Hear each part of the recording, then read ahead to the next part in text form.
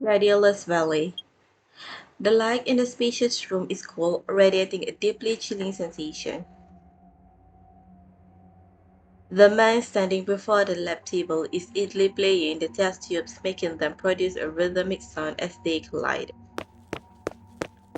Out of the corner of his eyes, he watches the door closely for any movement until the rapid sounds of footsteps approaches. お疲れ様です、先生。Jerome Adams' expression remains unchanged as his hands continue their movements.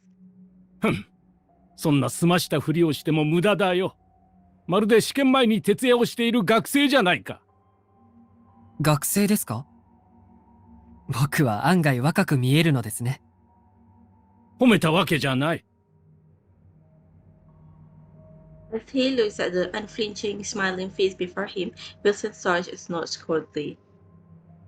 姿くん、君はこの頃一体何をしているんだ？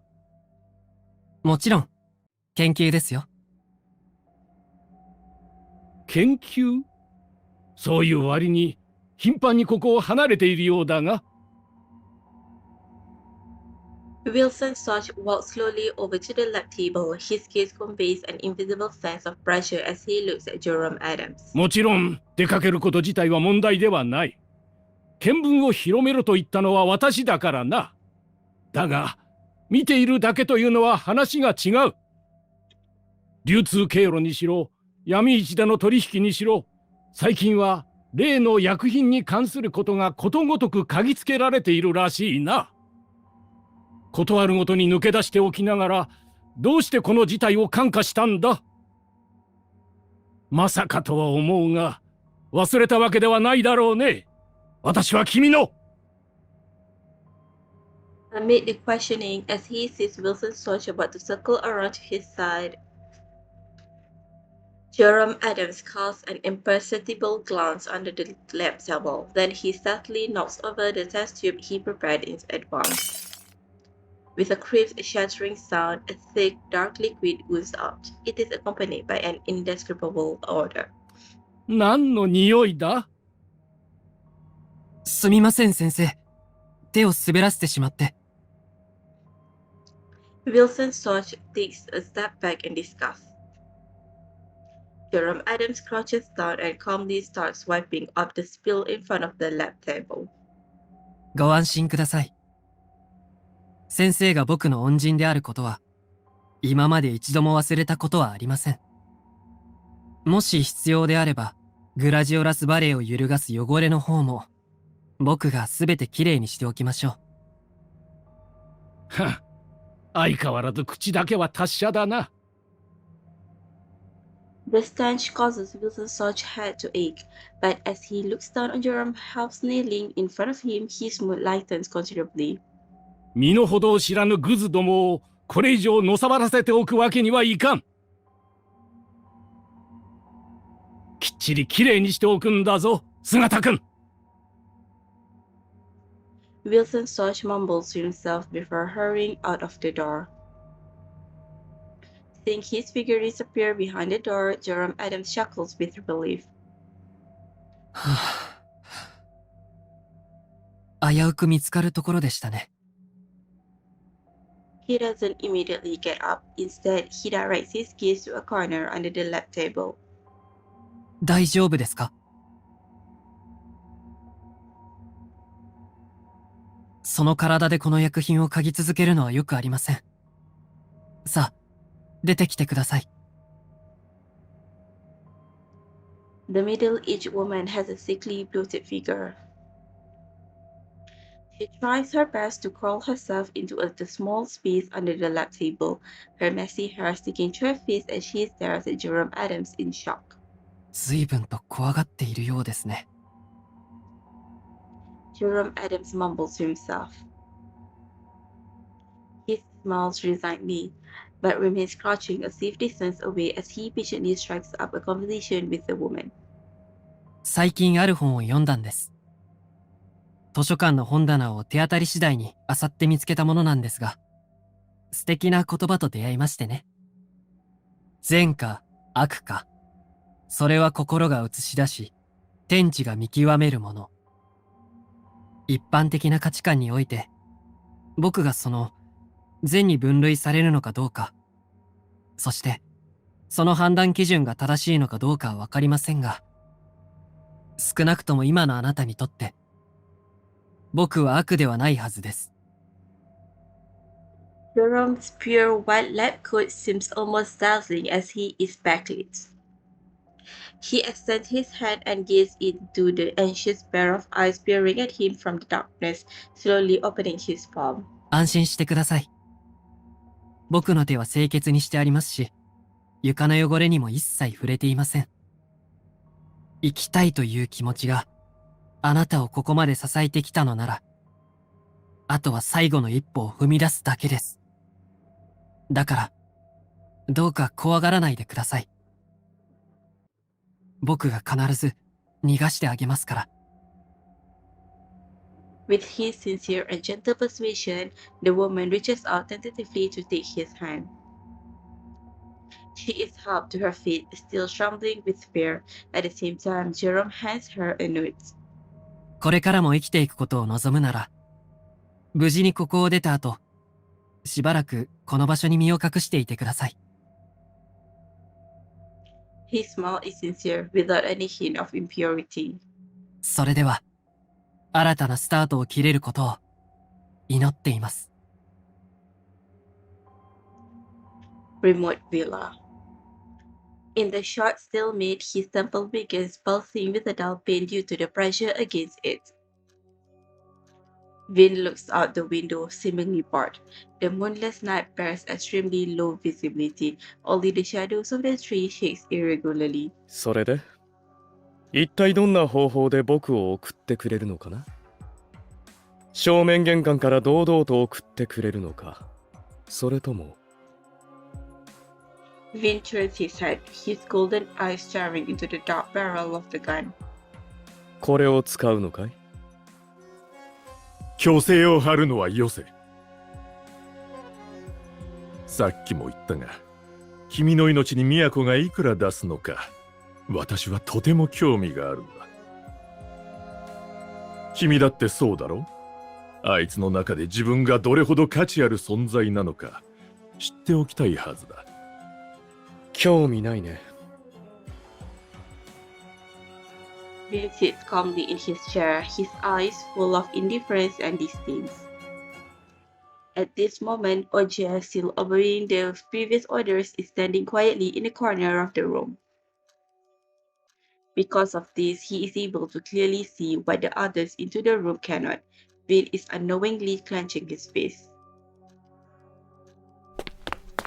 A few minutes later, one of the Matthew Richter's subordinates walks into the room. どうだ、あいつはなんて。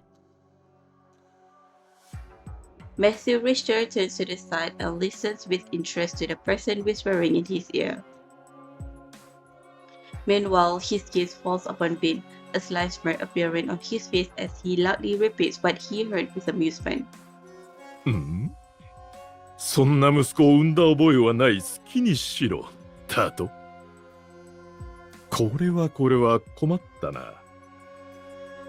どうする？君が直接電話してみるか？運が良ければ思い出してくれるかもしれないぞ。Vin seems unmoved, leaning back in his chair with a blank expression. He lets out a sigh. どうして僕が？交渉が目的なら相手をよく知るあなたが話せばいい。おや？君の方から論点をずらそうとするなんて、もしかして怖いのか？自分で電話をかけないところを見るに、これまでの汚い手口があの人にバレることを恐れたのか。Vin continues speaking, even deliberately pausing for a moment. He rhythmically taps the table to the pace of the second hand of the clock, producing a sound that's just loud enough to be heard and attract Matthew's attention. As Matthew approaches the brink of frustration, Vin finally speaks. それとも、あの人がどんな態度を取るかわからなくて、拒絶されることを恐れたのかな？何を言うかと思えば、君には私がガキにでも見えているのかい？兄弟だの家族だの、ままごとじみた話はうんざりだよ。ならいい加減、あなたも幼稚な手で僕を怒らせようとするのはやめてくれるかな。Matthew Richter sneers coldly, shoving the muzzle of his gun into Vince's temple with some force. いいだろう。ざれ言はここまでにして、そろそろ君の命を助けてくれる相手を考えないとな。とはいえ、人との関わりが薄い君に、果たしてそんな相手はいるのかね。最終的には頭を下げて、あの男、君が忌み嫌う父親に助けを請うしかないかな。Vin tilts his head and looks at him in silence. This nonchalant attitude seems to irritate Matthew. He slightly presses down on the trigger of the gun. 君たちは本当にどこまでもそっくりだな。私が撃てないとでも思っているのか。撃てるかどうかはあなたが決めることだ。そんなことまで他人に許可を請うのかい？貴様、それでこそ私の可愛い甥っ子だ。Vin's deliberate effort to annoy Matthew causes Audrey, who is standing in the corner, to detect something out of the ordinary. Just as he is about to forcibly intervene, another person rushes in through the door. 社長、大変です。たった今、来訪者が。一体何を言ってる？はっきり話せ。失礼しました。私の間違いでなければ、たった今、パックスの現代表取締役、泉圭が現れました。近くのビーチパーティーに参加しており、社長の別荘がこの近くにあると聞いて、挨拶に来たそうです。ビーチパーティーだと？ふざけるのも大概にしろ。もういいかな。そろそろこの茶番も終わりにしよう。Vin, who has been silent for a long time, has realized that he was out of control just now. With some impatience, he smooths the hair that was messed up by the muzzle and rises from his chair.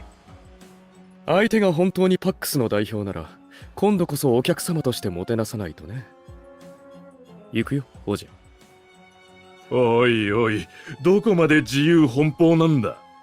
まさか、本当にここを自分の家だと思ってるのか？ The muzzle shifts from Vin's temple to his chest, pressing down on stifling his breathing. Matthew signals his subordinate with a glance as he speaks. 適当な理由をつけて帰らせろ。今は取り込み中だ。森月仁。Without waiting for Ogia to act, Vin grabs the muzzle of the gun with his hand. He then deliberately lowers his voice, clearly seething with anger. 僕だって忙しいんだ。He glares coldly at the person before him, then pulls the trigger on his behalf.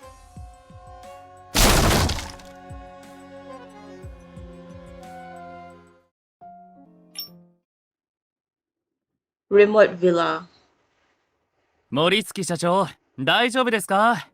中から変な物音が聞こえてきましたが。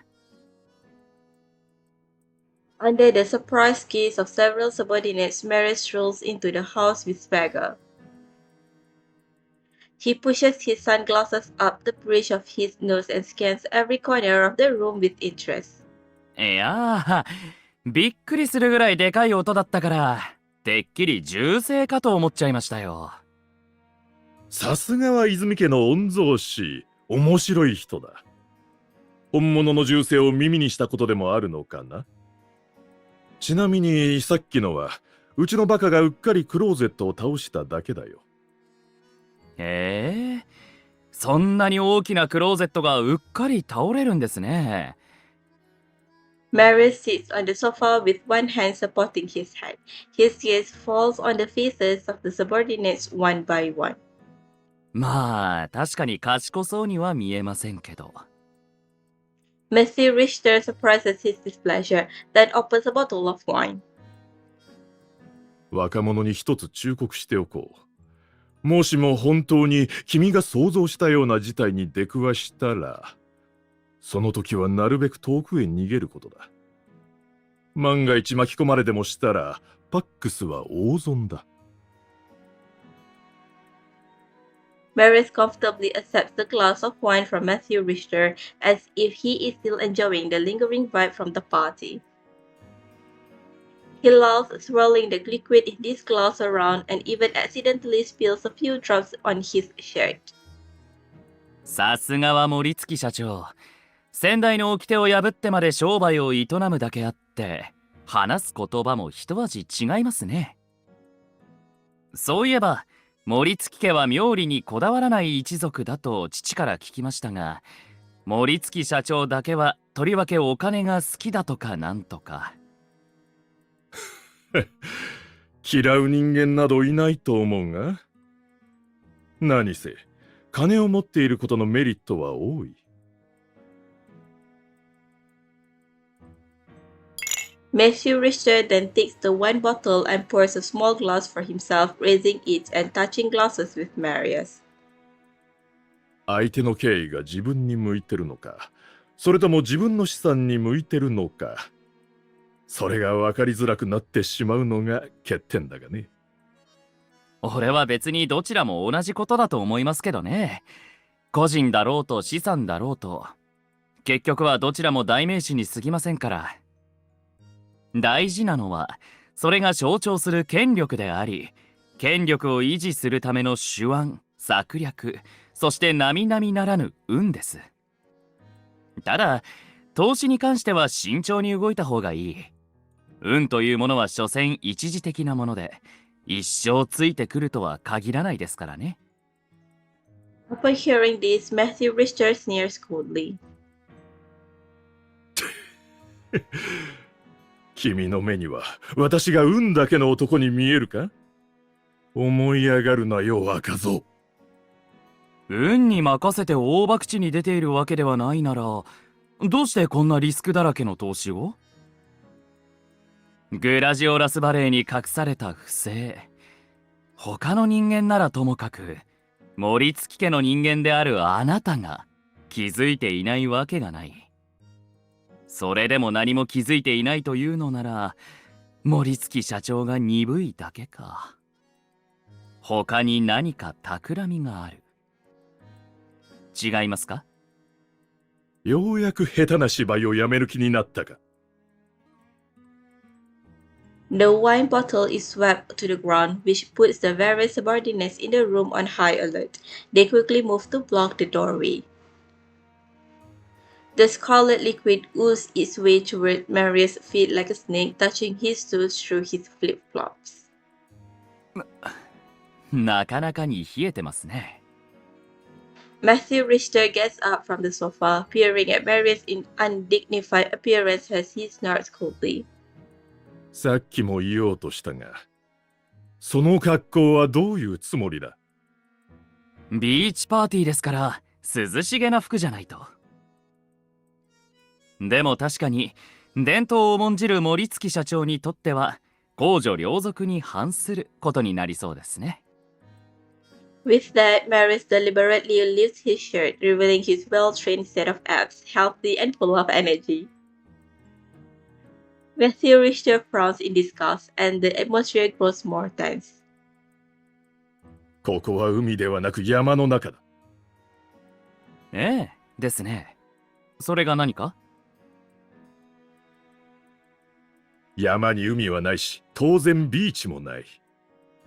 泉家の若造が人をバカにするのも程があるだろう。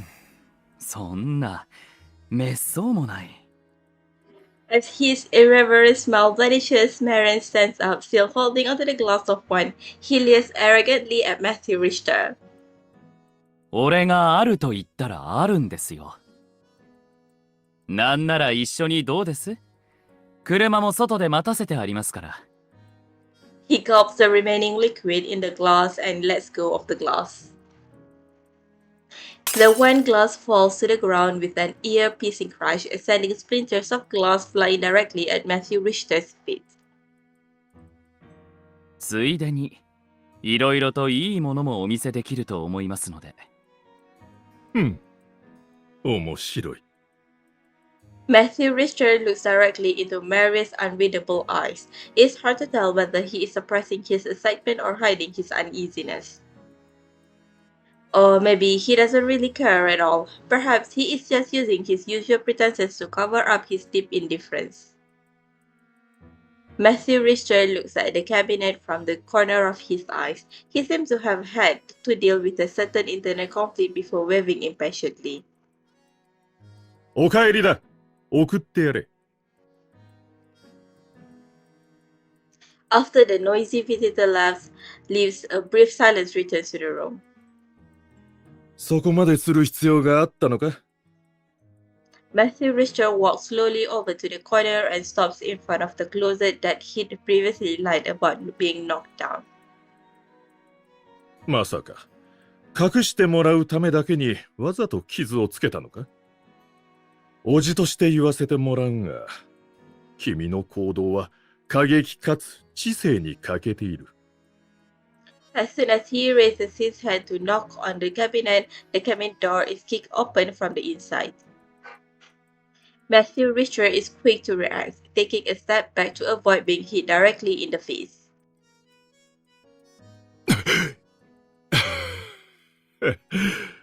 痛みで気を失ってるかと思ったよ。起きてるならさっきの小僧に助けを求めればよかったものを。見られたら都合でも悪かったのか？助けを求める。なぜ？ Vin holds his injured left shoulder and sits calmly back in the shadows.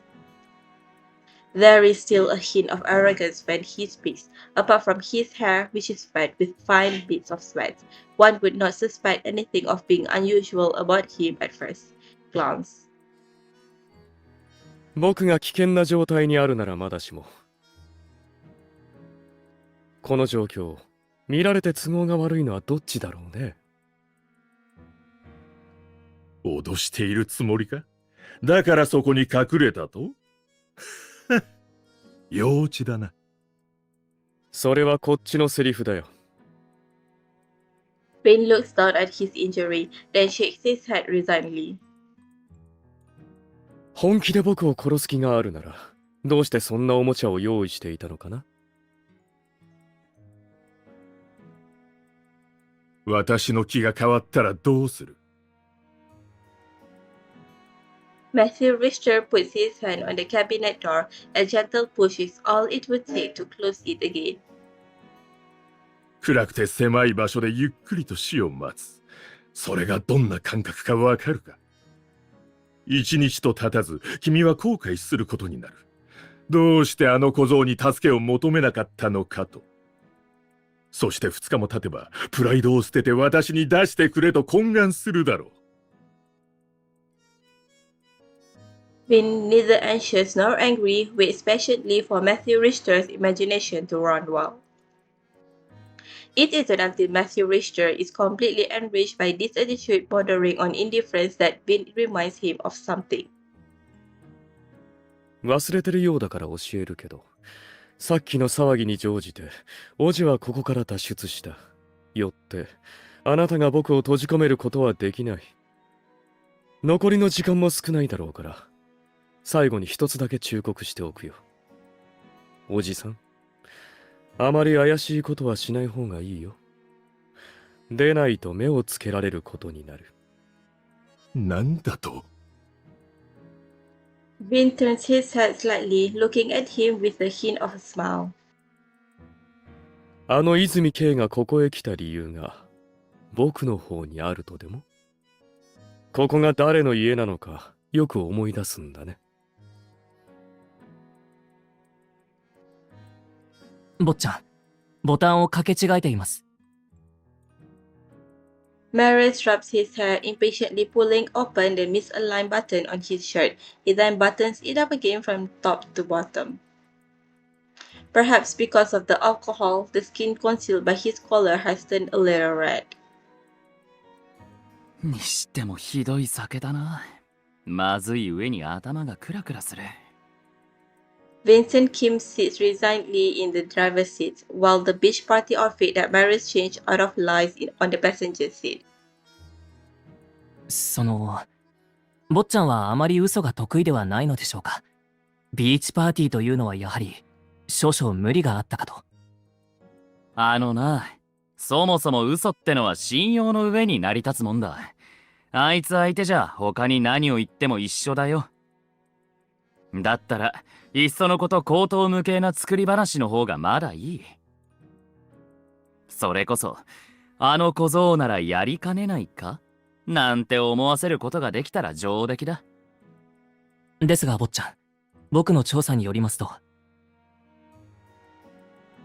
森月仁という人間はとても疑い深く、ほんの一瞬動揺することはあっても、あのような嘘を信じるとは思えません。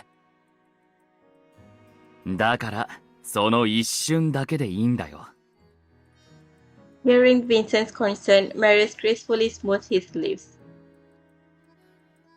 恐怖の多くは未知とパラドックスから生まれるもんだ。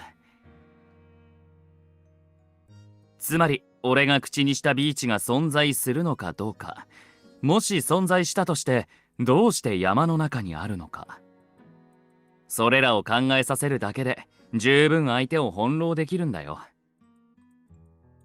Marius yawned tiredly. Then, after casually tossing his wine-soaked flip-flops aside, he lies down in the back seat, barefooted. うまくいけばそこからさらに恐怖や不安が広がり、どうしてあいつは現れた？何かに気づいたのか？それとも単なる気まぐれか？もし何かに気づいたとして誰にそのことを伝える？とかなんとか。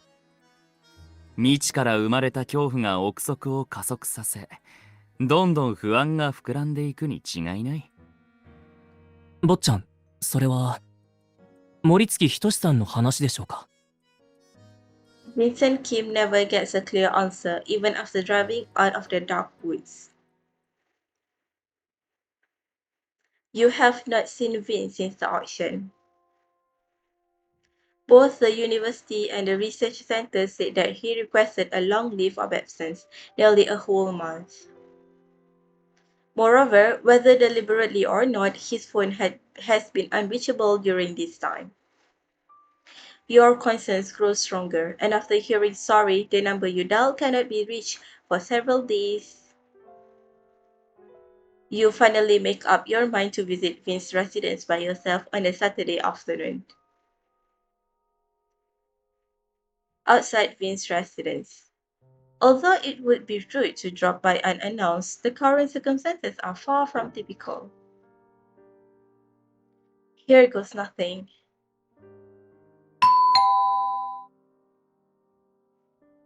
After a moment's hesitation, you ring the doorbell. The rhythmic and mechanical sounds clangs from 10 whole minutes, without any movement behind the door. Is he really not here? You try to peer through the one-sided glass of the front door and signs. With no result inside, you can only leave, but just as you turn around to leave, you hear the door open behind you. どうしてここに？ Dr. Richter? You quickly turn your head and meet his gaze. His gaze reflects the same emotions as his tone, with both concern and hesitation, and a subtle sense of conflict. Because I haven't been able to contact you, I was worried that something happened to you. You let me go at the auction of your own accord, didn't you? What happened afterwards? Did you get in any trouble? Your barrage of questions seems to take Vin by surprise. But compared to a moment ago, his expression has eased somewhat. 僕の方は大丈夫だよ。 Good, in that case. Taking a deep breath, you stare solemnly into his eyes, uncertain of the emotions they are hiding. Why haven't you been answering my calls? In response, he avers his gaze in a rare moment of guilt. 僕も心配していたのかもしれない。 About what? Vin does not respond immediately, but he steps aside for you to enter the residence. 今日は風が強いね。どうぞ、入って。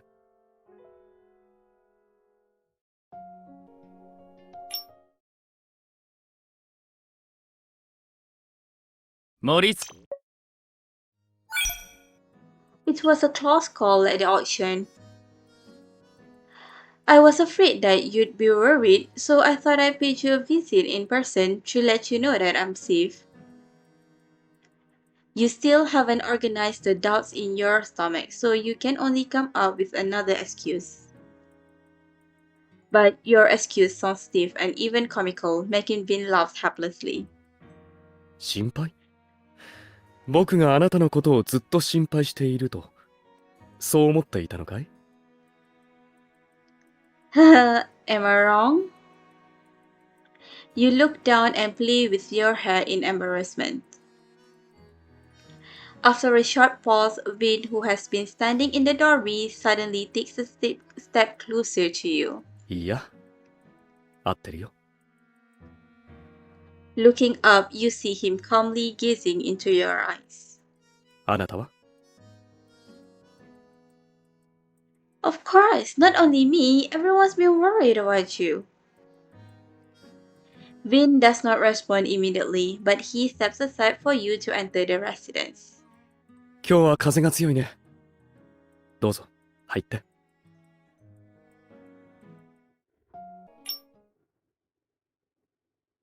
Vin's residence. In the afternoon, the warm, soft sunlight shines through the windows into the living room. Ogier brings over freshly brewed black tea. The tranquil and harmonious atmosphere feels surreal as you discuss the heavy topics. Dr. Asher, is that man really your uncle? そうだよ。僕と森月仁は確かに血縁関係にある。 Vin puts down his teacup and folds his fingers over his knee. Although his posture could give off the impression of ease, it might also be a sign of nervousness. And you're unsure which it truly is, just like you haven't been able to understand what Vin is thinking. What is your relationship with your uncle, with Matthew Richter? ほとんど赤の他人だよ。彼について知ってるのは、学問を重んじてきた森月家を勘当され、一人で商売を始めたという情報くらいかな。あと、そこそこ稼いだ資産のほとんどをグラジオラスバレーに投資しているみたいだね。Gladiolus Valley? Isn't that the research center where Jerome Adams works? And Brad Grace was also a former researcher there. After being threatened, Grace died alone in a basement to ensure that the police would receive the information he had on the black market drugs. If Vin's uncle is involved with Gladiolus Valley, what about Vin? You hesitate, wondering how to proceed with the inquiry. But Vin beats you to the punch and asks you a question almost as if he read your mind. 僕があのオークションにいた理由が気になるのかい？ Is it written all over my face? いや、僕が説明したかっただけだよ。 He shakes his head, dispelling your embarrassment with ease. 夏目アンナさんのことは覚えてるかい？ Yes, of course. She's the daughter of Brad Grace and Felicia Luo. She was seriously ill but made a miraculous recovery. But why bring her up all of a sudden? そう焦らないで。 Vin unfolds his fingers and leans on the sofa. His words seems to be reassuring you, but his eyes do not look in your direction. アンナさんも少し前に転落死した大村さんも二人とも僕の患者さんでね。僕はこれでも医者として常に彼らの健康を願ってきたんだ。だから、もし彼らに危害を加えようとする人間がいるなら、相手は間違いなく僕の敵であり、黙って見ているなんてできない。Jonathan only jumped to his death due to the side effects of the black market drug, which caused mental abnormalities and severe hallucinations. And for the same reason, Bridget Gray's condition deteriorated rapidly. Her life was hanging by a thread. In that case, Vin most likely attended the auction for the same reason as Arthur. But Vin's reason was seemingly more akin to helping his own. Dr. Rusher, what did your investigation uncover? 会場で入手したとある名簿から、アンナさんが服用していた薬品の出所が特定できたよ。呉谷良平。あなたも聞いたことのある名前だよね。Indeed, Gerard Bone placed his hope on the black market drug in past. After all, it would also explain why he was trying to make a quick buck by scamming people. If that's the case, Gerard Boone must have secured the money to buy the drug just as his mother passed away from illness. So before he went to jail, he left the black market drug for Bridget Grace, who was also seriously ill. Then Dr. Richter, putting aside the mastermind behind the black market drug, in a sense, couldn't Gerard Boone be considered the culprit who led Bridget Grace to death's door? You look uneasily at Vin. Given the opposing views, how does he feel about Gerard Boone's disappearance? Fortunately, Vin's face doesn't show any signs of anger. He just smiles calmly. 安心して。僕はそこまで冷酷な人間じゃないから。呉谷君はまだまだ子供で、何も知らずに善意で動いただけだと思う。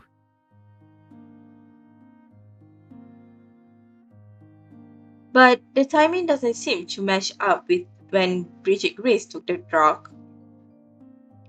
Gerard Boone disappeared a year earlier. However, Bridget Grace only took the drug when her condition worsened, which was something that happened recently.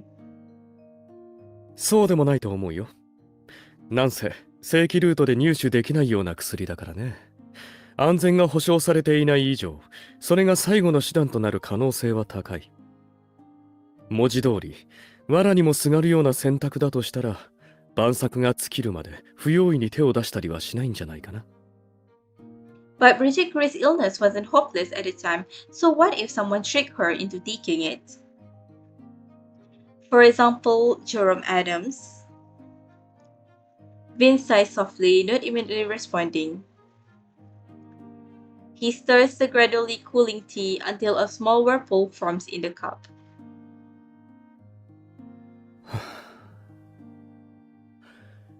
子供にとって最も絶望的で、最も途方に暮れる状況というのは、大抵の場合、両親と関係がある。逆に言えば、両親がそばにいる限り、彼らの目から希望が消えることはない。アンナさんの容体が悪化したのは、両親が離婚し、夏目さんが失踪した後だから。もしかすると、病気になった自分を足手まといと捉え、治らない限り父親が帰ってこないと考えてしまったのかもしれないね。A burden, is that really how she felt? あなたは違うと思うかい？ You look at him in confusion. The strange way in which he phrased that question makes you unsure about his reason for asking. Fortunately, while you are still pulsing it over, OJ interrupts your conversation. 坊ちゃん、そろそろ時間です。What's the matter?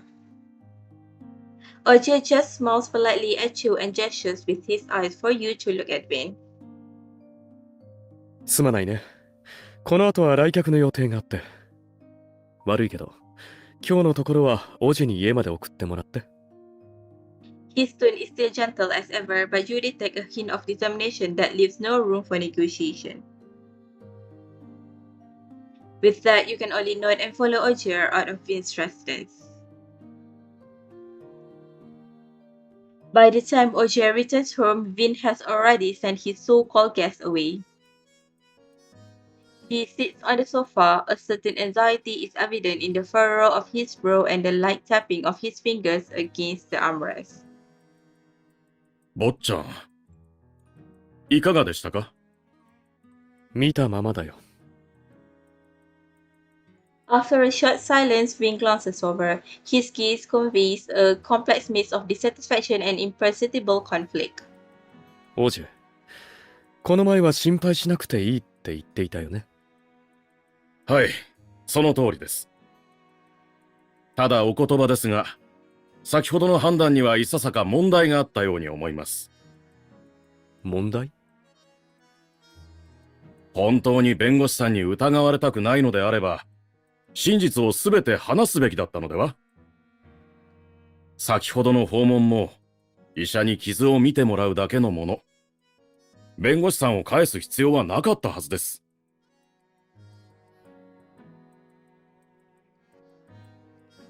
Despite his injured arm, Vin inadvertently strained his fingers, tightly gripping the armrest of the sofa. 坊ちゃん、たまにはプライドを忘れることも視野に入れてみてください。There is a long silence in response to Ogier's statement. He takes it as an acquiescence. He removes the black tea that had cooled and placed a freshly brewed cup in front of Vin. 今ならまだ遅くはありませんよ。坊ちゃんの考えが変わらず、継続して私にあらゆる決断の許可を与えてくださるのでしたら、まだチャンスはあります。Your residence. The light outside the window gradually fades until it is nearly time to sleep. The confusion of the day still lingers in your heart. You can't pinpoint the source of the confusion, but you feel as if Vin was acting strange today. Maybe it had something to do with the guest he was meeting? Shifting uneasily between sitting and standing, you take out the small square device from your pocket. It's something that Ogier gave you before he left. What is this? 私の独断専行です。Ogier smiles kindly at you and points to a tiny button on the side of the black device. もし弁護士さんにまだ不安や疑問がありましたら、今夜の9時頃にこちらのボタンを押してください。すべての謎が解けるという保証はありませんが、今よりは多少、坊ちゃんのことを知れるようになるはずです。9 p.m. You look up at the clock on the wall. At this moment, the hour hand strikes exactly 9. Maybe it's a coincidence, or perhaps you've been subconsciously waiting for this moment. Taking advantage of this rare opportunity, you cautiously press the button on the side of the device.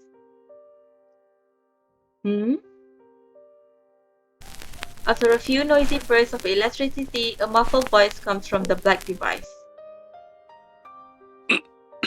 待って。ゆっくり。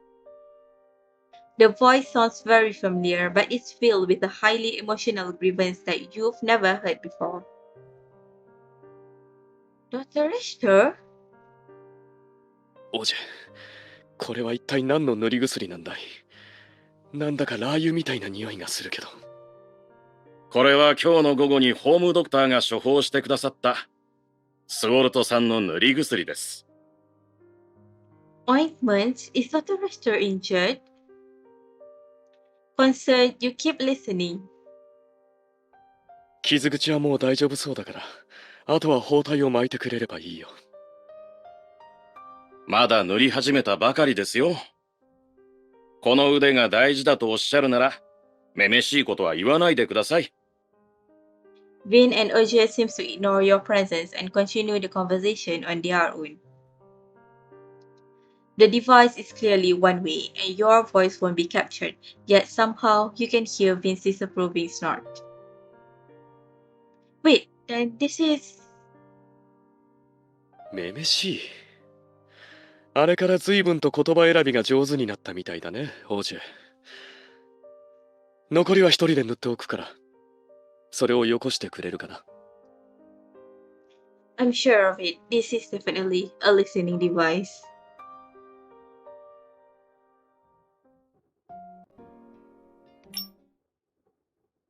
Your residence. After confirming what it is, you feel like your entire person is heating up. Bits of sweat form on your palm. And at this moment, you can hear light grunts of pain coming from Vin.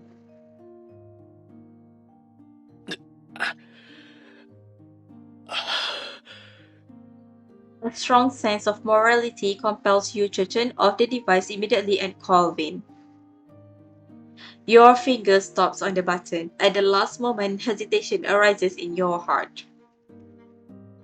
Since Mr. Washler gave it to me, I think he wants me to hear the rest of it. Even so, it's not certain that Dr. Richter knows about this. Distracted by your thoughts, you hesitate to pick up the device. In the end, you can't resist the various uncertainties in your heart and choose to keep listening.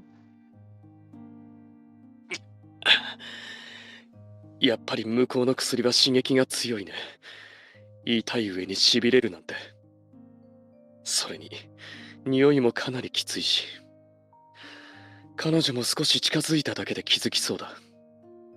やはり弁護士さんには知られたくないですか？ Despite knowing the bug is a one-way device, you still can't help but hold your breath upon hearing your name, causing you to sit up.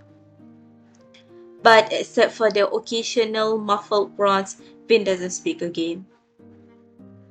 It isn't until you, somewhat disappointed, decide to turn off the device and call Vin to make a sincere confession that you hear.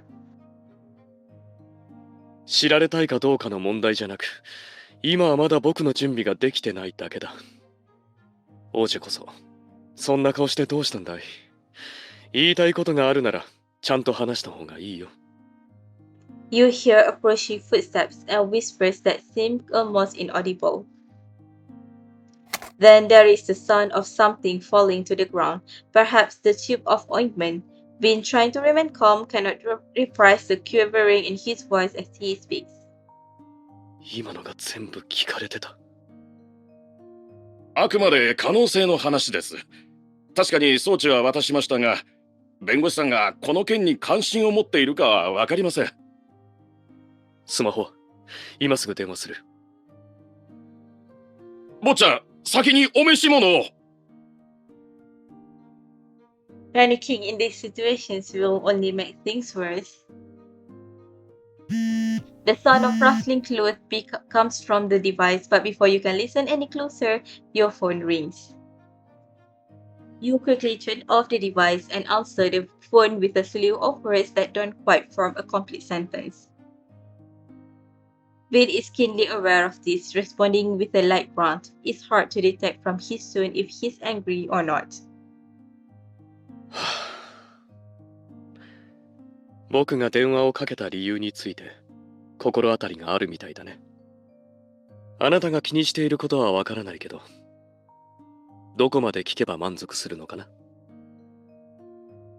Sorry, Dr. Richter. 謝らなくていいよ。これはあなたのせいではないから。さっきの質問は自分があまりに情けなくて、つい。Dr. Richter, what's with the bug? And your wound, how did you get it? Is it serious? If I had known about it during the day, I wouldn't have made you sit there and talk to me for so long. What you need most right now is rest. Hearing your barrage of questions, Vin chuckles helplessly. この間、おじが僕の目を盗んで、スマホに盗聴アプリをインストールしてね。念のため、おじに盗聴用の受信機を用意させたんだ。もう少し後になってから分析してもらう予定で、しばらく放置していたんだけど。まさかあなたの手に渡っているとはね。本当に優秀な部下を持ったものだよ。Through the receiver, you can faintly hear Ajay as he deliberately clears his throat. Vin doesn't say anything else after that, as if he wants to avoid talking about anything heavy. So the injury is related to Matthew Richter too? And why did you keep it from me? He seems to be hesitating and thinking. The only sound in your ear is his somewhat rapid breathing. It isn't until the second hand on the clock makes a full rotation that you hear Vince's muffled voice produce a slightly embarrassed response. 同情されるのが嫌だったんだ。You freeze, a sense of familiarity washing over you. Are you feeling sorry for me? Are you feeling sorry for me because of what happened? That's why you want to give me a free pass out of here. You said something similar to Artem. He pointed out that it was a pity. The more power you have, the more responsibility you have to bear. In a sense, pity is looking down on someone. For someone completely unaware of how Vin got his injury, you were in no position to pity him. Dr. Richter, if you have concerns about not wanting to elaborate on your injury, that's fine.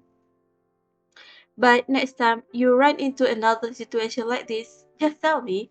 I'll be on your side and help you seek justice. This isn't out of pity. I'm just really worried about you. Afraid of a negative response, you hastily hang up the phone after saying that. You look at the black device that you've been holding all this time. It feels quite warm, probably because you were clutching it too tightly. I forgot to mention giving this back to Vin. Thinking of this, you carefully send a message to Vin. Vin's reply comes a second later. It's simple, only a few words. No need, keep it. After the investigation is complete, Dr. Richter will remove the bugging software from his phone soon, right? In that case, this really is a piece of scrap metal. At this moment, you hear a message alert. You slip the black device into your pocket and pick up your phone from the coffee table.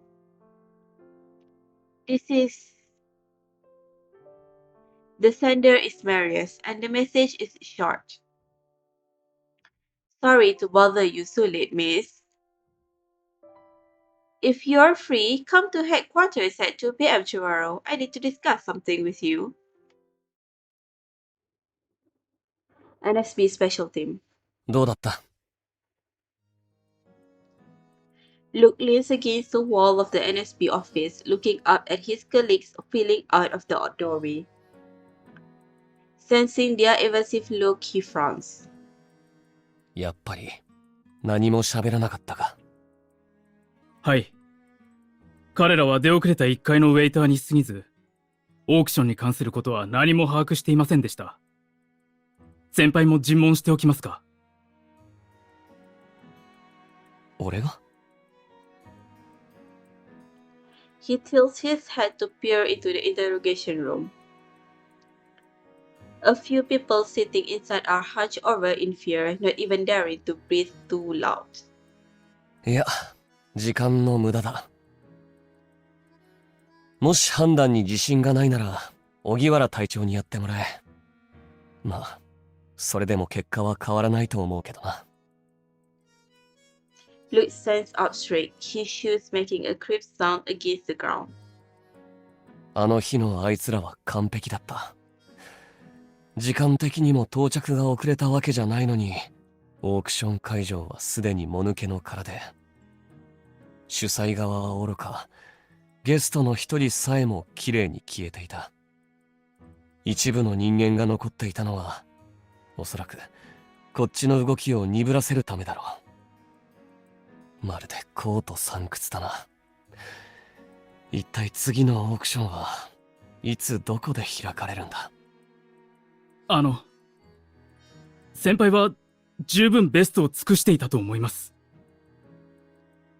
Even amidst the depressing atmosphere, in the face of his stern and stoic superior, the young specialty member masters his courage and expresses his heartfelt admiration without misgiving. そもそも先輩が気づいて現場に急行していなければ、ここにいる彼らでさえ捕らえることはできなかったはずです。正直、もう一線を退いてしまうんじゃないかと心配していましたが、まさかさらに磨きがかかっているなんて、本当に尊敬します。結果がこれじゃ意味ないだろ。Luke moves his streets with a thoughtful frown. Just then, his phone rings, interrupting the conversation that was already falling into an awkward silence. He looks at the name of the caller, his expression growing more complex. Outside the neighborhood, ああ、今着いた。the night wind rustles, blowing the burnt scraps of money at his feet. Luke looks past the blackened marks left by the flames at the dilapidated western cell house at the end of the road. 待った。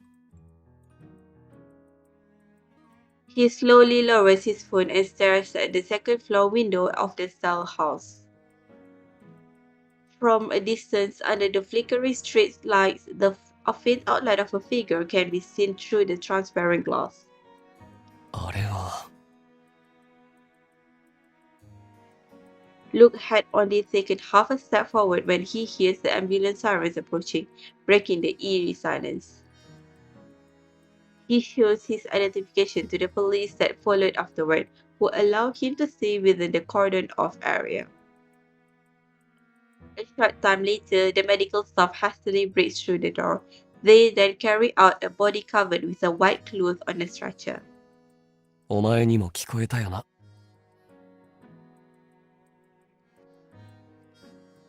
The person on the other end is clearly not expecting this turn-off events and can't help but letting out the tears. そんなバカな。葛原麻美はかなり前に失踪してたはずだ。こっちは調査の関係で屋敷の下見に来ただけだってのに、どうして行方不明だった人間が急に遺体で現れるんだ？ The chilly wind makes the locust trees in the courtyard rustles, blowing up a corner of the white cloth covering the stretcher. 違う。Luke turns to look at the pair of eyes that had lost their focus. 葛原麻美は30代って言ってたよな。ああ、それがどうした？この人は彼女じゃない。He lifts the white cloth and closes the victim's eyes with the ease of long practice, before covering her young face with the cloth again. どう見ても若すぎる。まだ学生だ。一体何がどうなってるんだ。There is a deep sigh of relief on the other end of the call. It's as if Marius is still casually talking nonsense, but his voice is noticeably lower than before. ほんと、一体何がどうなっているのやら。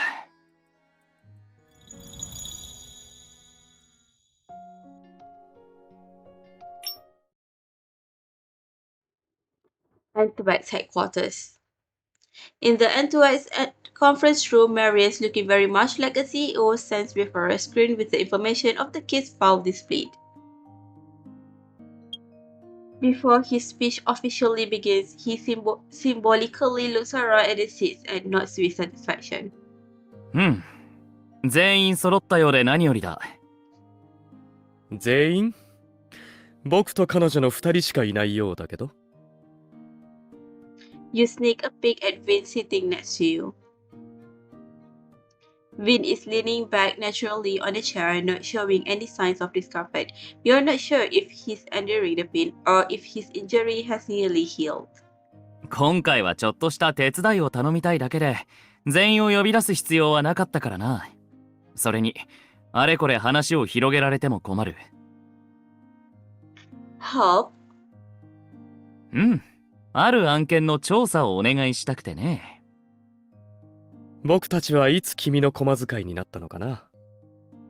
まったく人聞きが悪いな。そもそもこのグループの最高指導者は俺で、今回のは至って合理的な依頼だ。とはいえ俺は民主的な人間だ。森月がどうしても嫌だって言うなら変わってやるよ。With a trace of displeasure, Vin turns his head to look at you. He seems to be silently grumbling at you for not protesting, but he also seems to be thinking about other matters that are difficult to speak of. 泉くん、頼み事をするときは相応の態度を取るものだよ。もちろん、僕以外に代わりを務められる人がいるなら話は別だけどね。Both men are smiling, but their expressions are far from genuine. The atmosphere grows somewhat tense. Seeing this, you hurry to change the topic. So, what's the case this time? I'm pretty intrigued. Marius raises his eyebrows, immediately taking the opening you provided him with.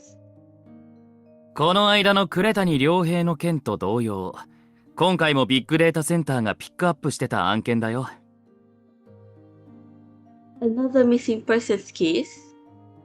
いや、この件の被害者は昨夜に亡くなってる。A brief overview of the case is shown on the screen. The victim's name is Nethagri, and she is around the same age as you were born. She just entered high school and was still underage when she died. 警察が調査した結果、事件現場に何者かが侵入した痕跡はなく、屋敷には被害者ともう一人、住み込みで働いていた家政婦のおばあさんがいたらしい。被害者の死因は？検視官が詳しく調べてる最中だ。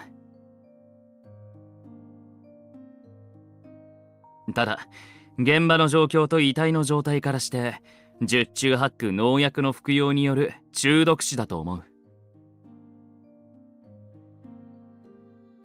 According to what Marius said, it seems the police have yet to determine if this case is a suicide or homicide. But from the information at hand, there are already many points of suspicion. Marius, you said the only person present at the time of murder was the live-in nanny. What about the victim's parents?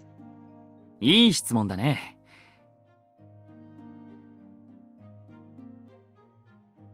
近隣住民の証言によると、めったに人前には出てこないけど、あと2人、男性と女性が住んでいたらしい。ただ妙なことに、事件が発覚する前から、この2人は行方不明なんだ。You raise your eyebrows full of thought. You then think back to what Vin said before. The most desperate situations children face usually have something to do with their parents. Pesticide, missing parents. Did Nethagri commit suicide? No, I can't investigate the case with any preconceived notions.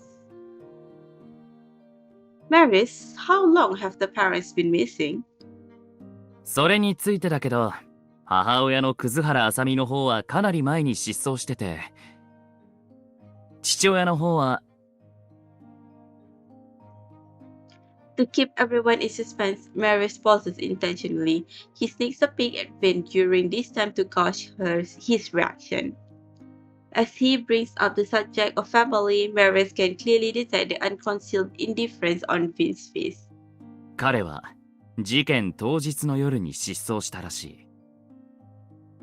しかも、二人とも警察のデータベースに情報がなく、偽名だった可能性すらある。Even if their names are fake, they must be connected somehow, right? Did they try focusing their search on Nethagri? もちろん調べたよ。でも、まるでもみ消されたかのように何一つ記録が出てこなかったんだ。それでこの厄介な案件を押し付けることにしたと。Vin stares coldly at Marius, his arms folded. この程度で厄介なんて盛り付きらしくないな。お前を見込んで呼び出したんだ。頼むから失望させないでくれよ。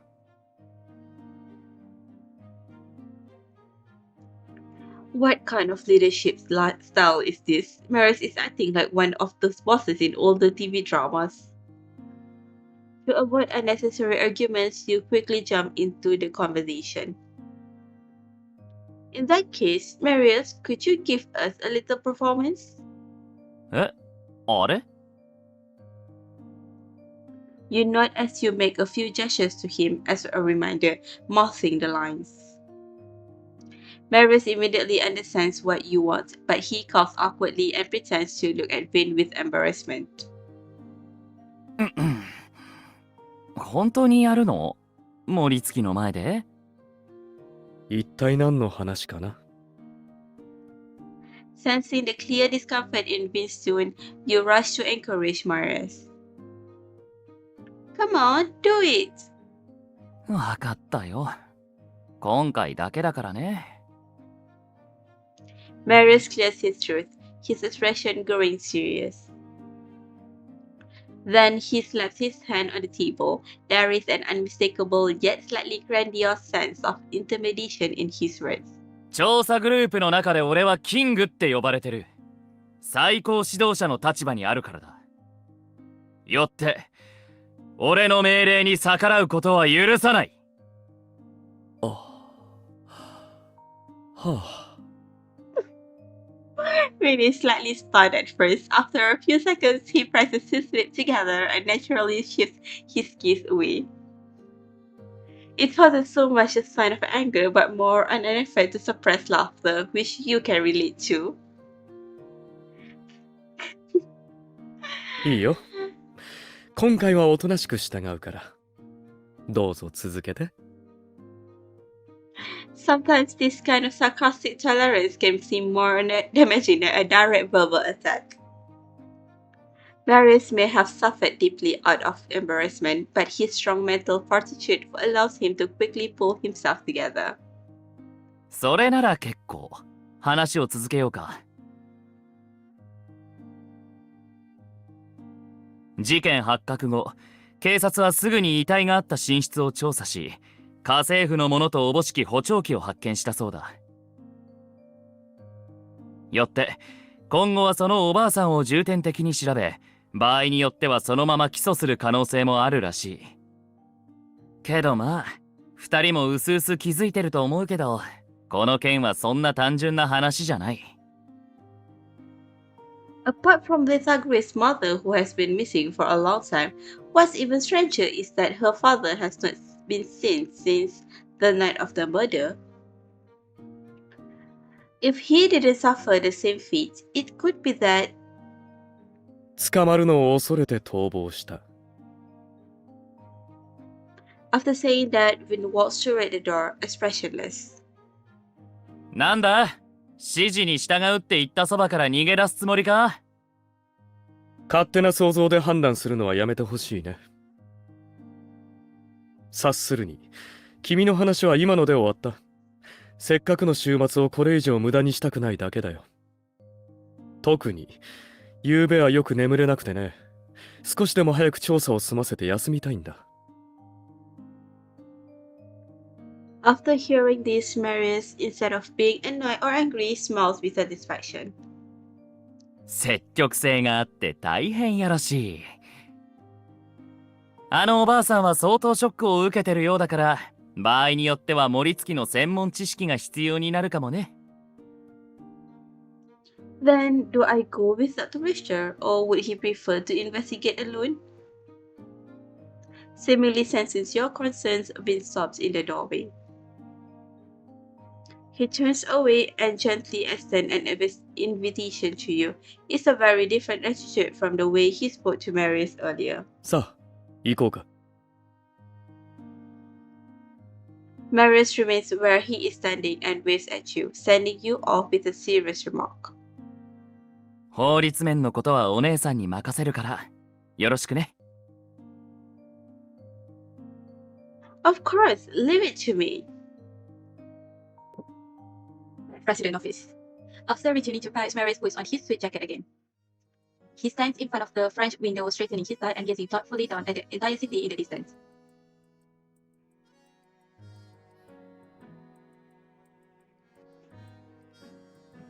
例の件、あの方にお任せして本当に良かったのですか？ Through the reflection of the glass, Marius gives me a pair of 前 eyes に that 森 blink in 月 the 仁 heat さん to のお themselves. 屋敷を訪問した際、あの方もいたのではと疑っておられましたが。よかったかだって？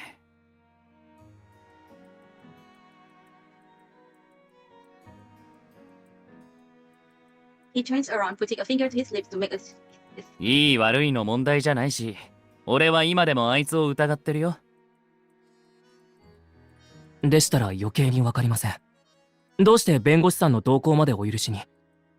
もし万が一。し、縁起でもないことを言うな。今はまだ様子を見るべきだと思っただけだ。He turns around, putting a finger to his lips to make a shushing gesture. それに、森月を疑ってるからこそ、潔白を証明するチャンスを与えたんだよ。俺の方もしばらく忙しくなるし、いくら有能な人間でも、全てに気を配れるわけじゃないからな。彼女を呼んで同行させたのは、代わりにその一部始終を見届けてもらうためだ。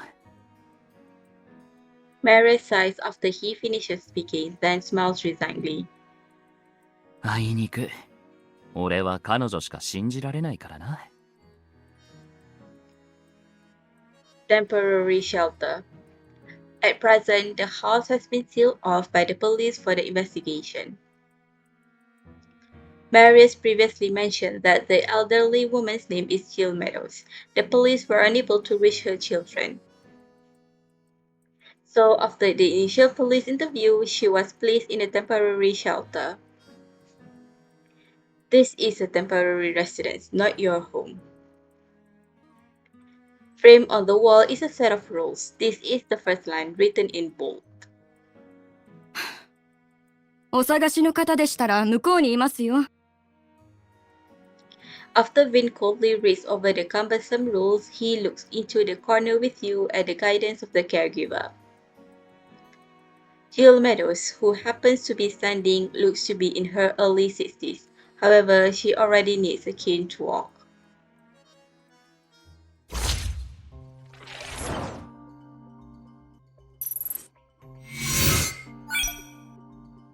That must be a hearing aid in her ear.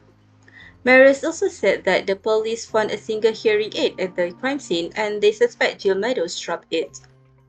Her hearing would be impaired with only one hearing aid, right?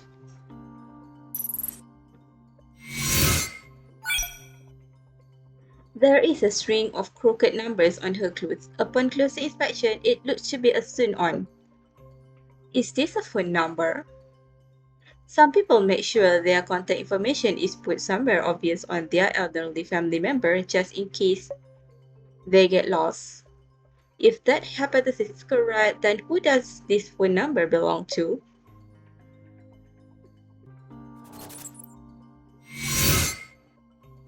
Her cane looks worn with age. You look at the dark wooden cane from a distance. Its color faded with time. There are signs of wear and tear in various places. But what stands out is a large scratch in the middle of the cane. That doesn't look natural. What could have caused it? This old woman is hard of hearing and has trouble moving around. It's also very likely that she might get lost. Never mind taking care of others, she probably has trouble taking care of herself.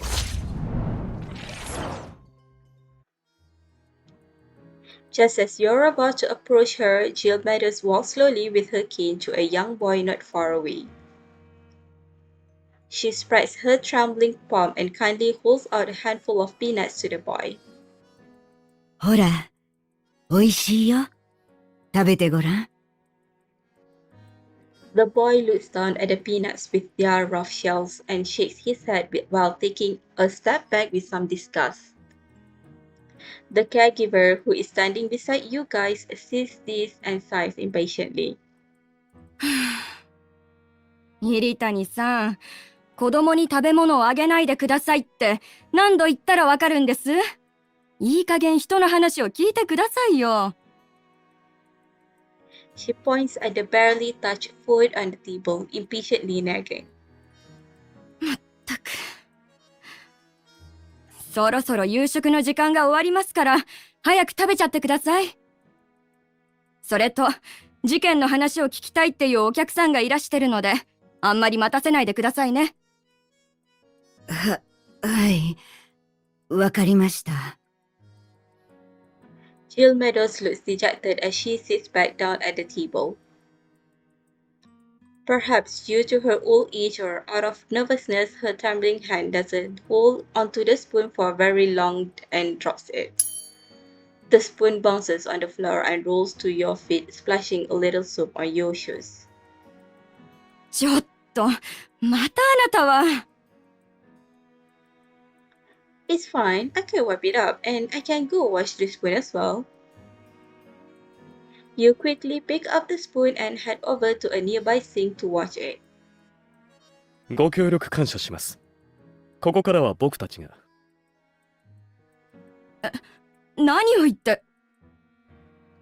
何か問題でも？ Sometimes questions are no less aggressive than swear words. When spoken in a cold tone, it is easy for them to convey an oppressive feeling. Not only did that question send a chill down your back, but the noisy caregiver also didn't say anything else.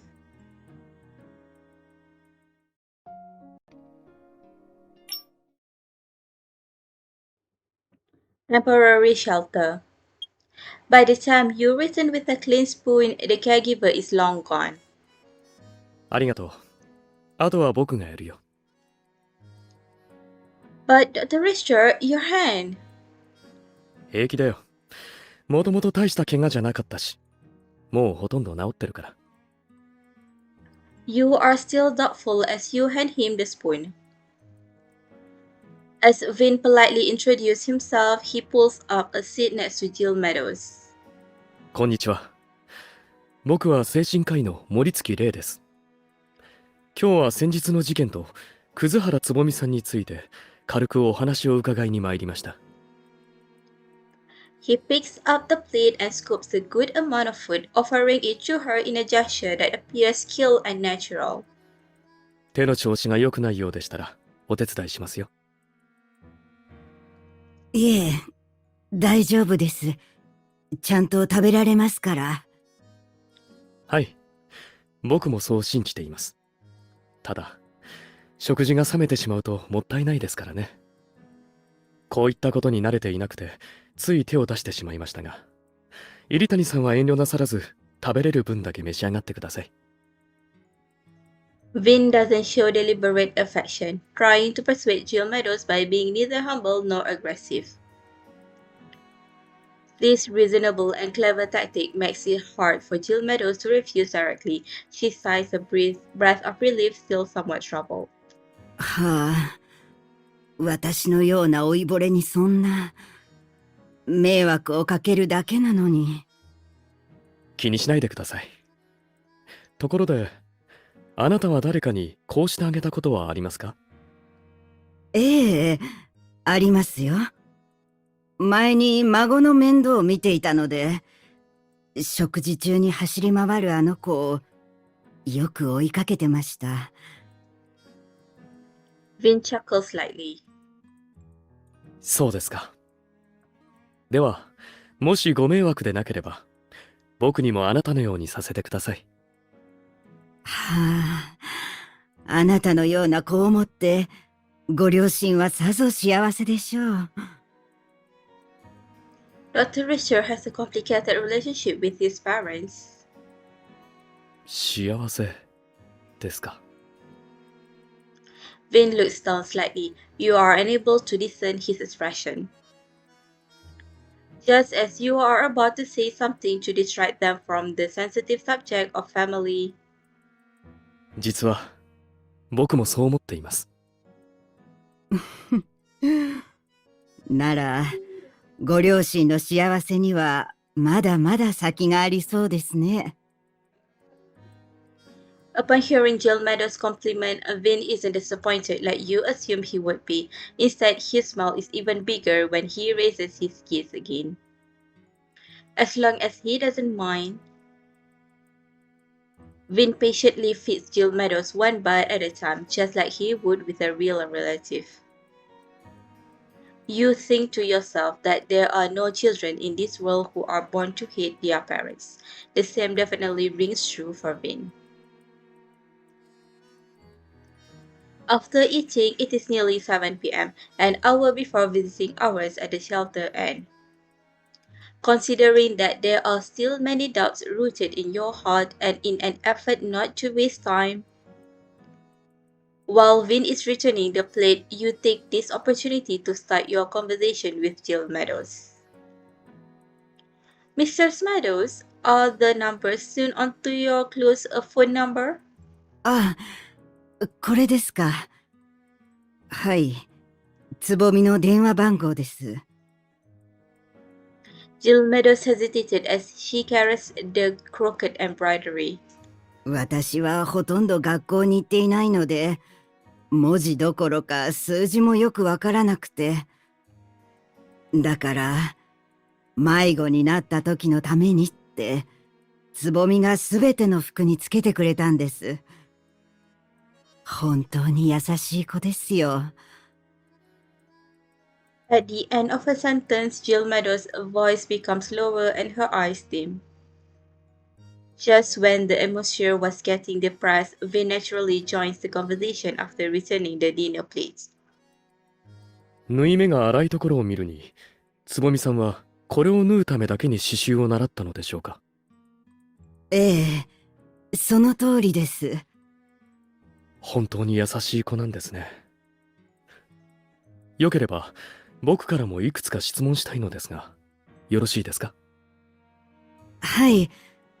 知っていることでよければ、すべてお話しします。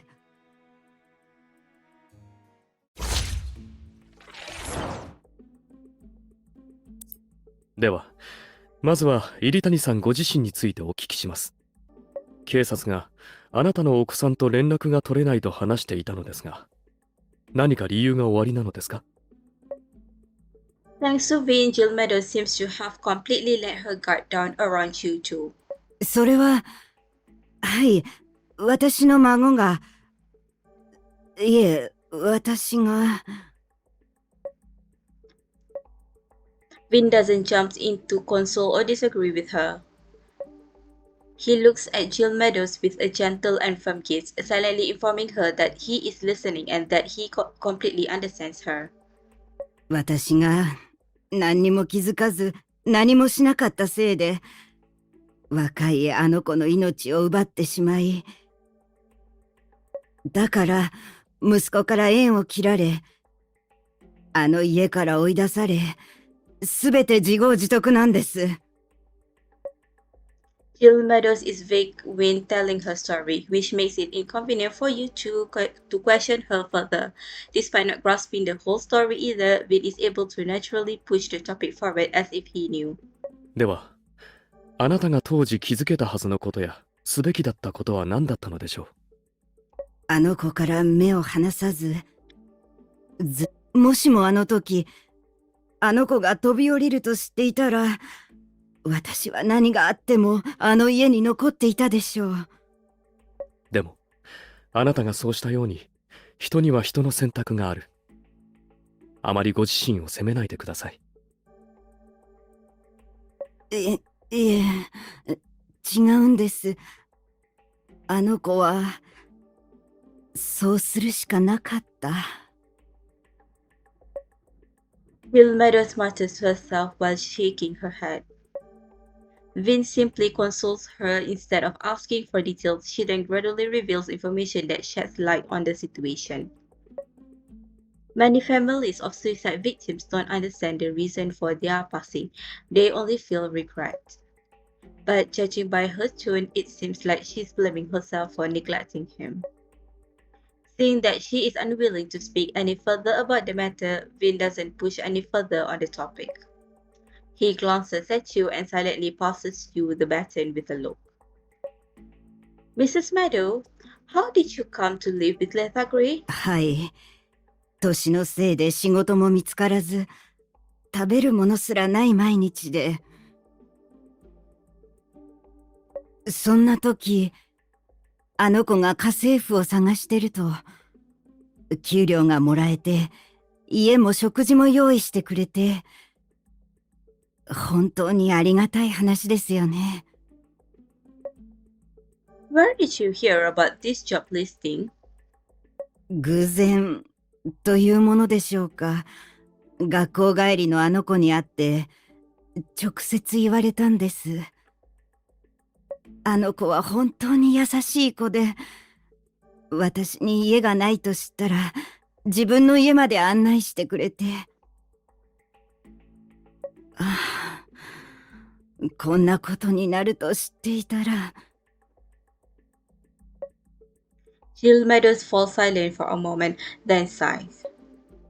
Hearing this, both you and Vin look out the window, deep in thought. However, you are unsure what he's thinking. Was it really a coincidence? Mrs. Meadow, the police preliminary conclusion is that Letha Gray's death might have been related to the use of pesticides. Has anything happened to her recently at home or at school that could be of concern? そうですね。学校ですと。Jill Meadows frowns. 先月だったか先々月だったか、あんまりはっきり覚えていませんが、ある日、つぼみは突然学校に行かなくなり、私が理由を聞くと、しばらく休学すると言っていました。Withdrawing from school? Sensing something suspicious, you quietly look at Vin. School is a critical part of any child's life. Leaving is a bold decision that would only stem from insurmountable issues. 休学を決める前、つぼみさんにそれとわかる前兆はありませんでしたか？例えば、体に変なあざができていたり、成績が急に下がったり、体が接触することをひどく拒絶したり、口数が減ったり。他にも、虚言や窃盗、暴言などの良くない行動など、どんなに細かいことでも構いません。いえ、つぼみはもともとおとなしい子で、学校のことはあまり話そうとしませんでした。成績についてはよくわかりませんが、悪い癖などはなかったと思います。何かあったとすれば、そうですね。We looked down, slightly clenching her trembling hands. ある日、あの子がなかなか帰ってこなくて、心配になって迎えに行ったことがあるのですが、途中の通学路で、同じ制服のお嬢さんとつかみ合っていました。喧嘩をしていたのか、揉めていたのか、私を見た途端、あの子は慌てて逃げてしまって。And what did Letha Gray say about that? 後で聞いたら、同級生と喧嘩をしていただけだから大丈夫だと。私は他人ですから、それ以上は聞けなくて。でも、聞くべきでしたね。Don't beat yourself up about it. Nobody could have predicted that something like this would happen. Vin nods gently and echoes your sentiment eloquently. その通りです。それに、つぼみさんの死因はまだ確定していませんし、自殺か他殺かも含め、何かしら見落としている点があるかもしれません。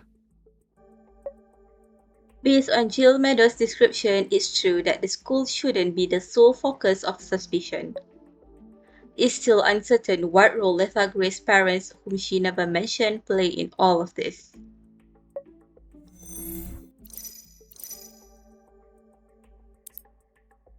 Mrs. Meadows, in your opinion, how was Letha Gray's relationship with her parents? そうですね。なんて言ったらいいのか。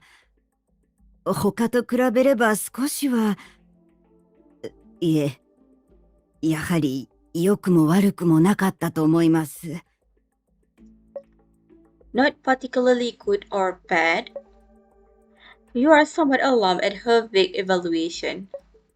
Before you can give it more thought, Vince seems to have already caught the implied meaning behind Jill Meadows' words and points it out. つまり子と親の関係よりも親同士の関係の方が微妙だったということですね。ええ、おせっかいだとは思いますが、二人は寝室を分けているだけでなく、互いに見えていないかのように、一切の会話がないのです。But their current whereabouts are unknown. Do you know anything about that? Jill Meadows frowns and shakes her head. つぼみの母は、私が働き始めてすぐにいなくなり、名前も聞けていません。それ以降、私はつぼみが悲しむと思い、なるべくそのことには触れないようにしてきました。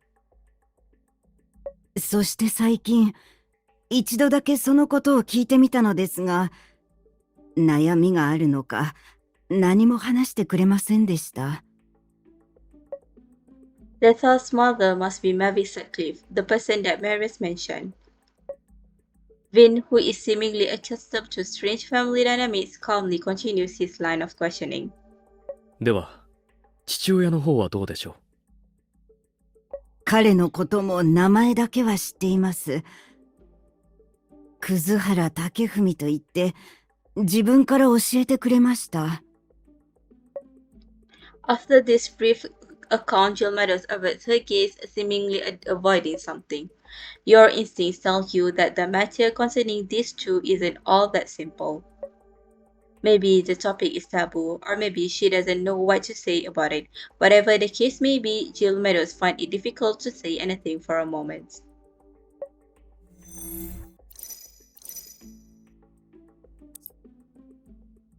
Mrs. Meadow, it may have been for a short while, but you did spend time with Letha's mother, Mavis Sutcliffe. Could you think back and recall if anything seemed off during that time? そうですね。強いて言うなら、Jill Meadows looked at the both of you with a slight hesitance. After a pause, she speaks in a low voice. ある日の夜、私がゴミを捨てようと外に出たとき、家の前に段ボールが置かれていたんです。She makes a rough outline of the box with her fingers. It seems to be rectangular in shape and its height and size looks to be about the same as a typical fruit gift box. 気になって開けてみたら、その中にたくさんのお金が詰まっていたんです。Money? It must have been cash then. Strange, is that something shady going on? Why would something like that be left so casually on someone else's doorstep? その後段ボールはどうされたんですか。段ボールはすべて浅見さんが持っていかれました。そして彼女は姿を消し、家に私物を置いたまま二度と戻ってきませんでした。Upon hearing this, Vin quietly snorts, his face devoid any emotion. Out of the corner of your eye, you see him twirling a few strands of his hair in his fingers, a gesture that you rarely see. 私の実家にはこんな言葉があります。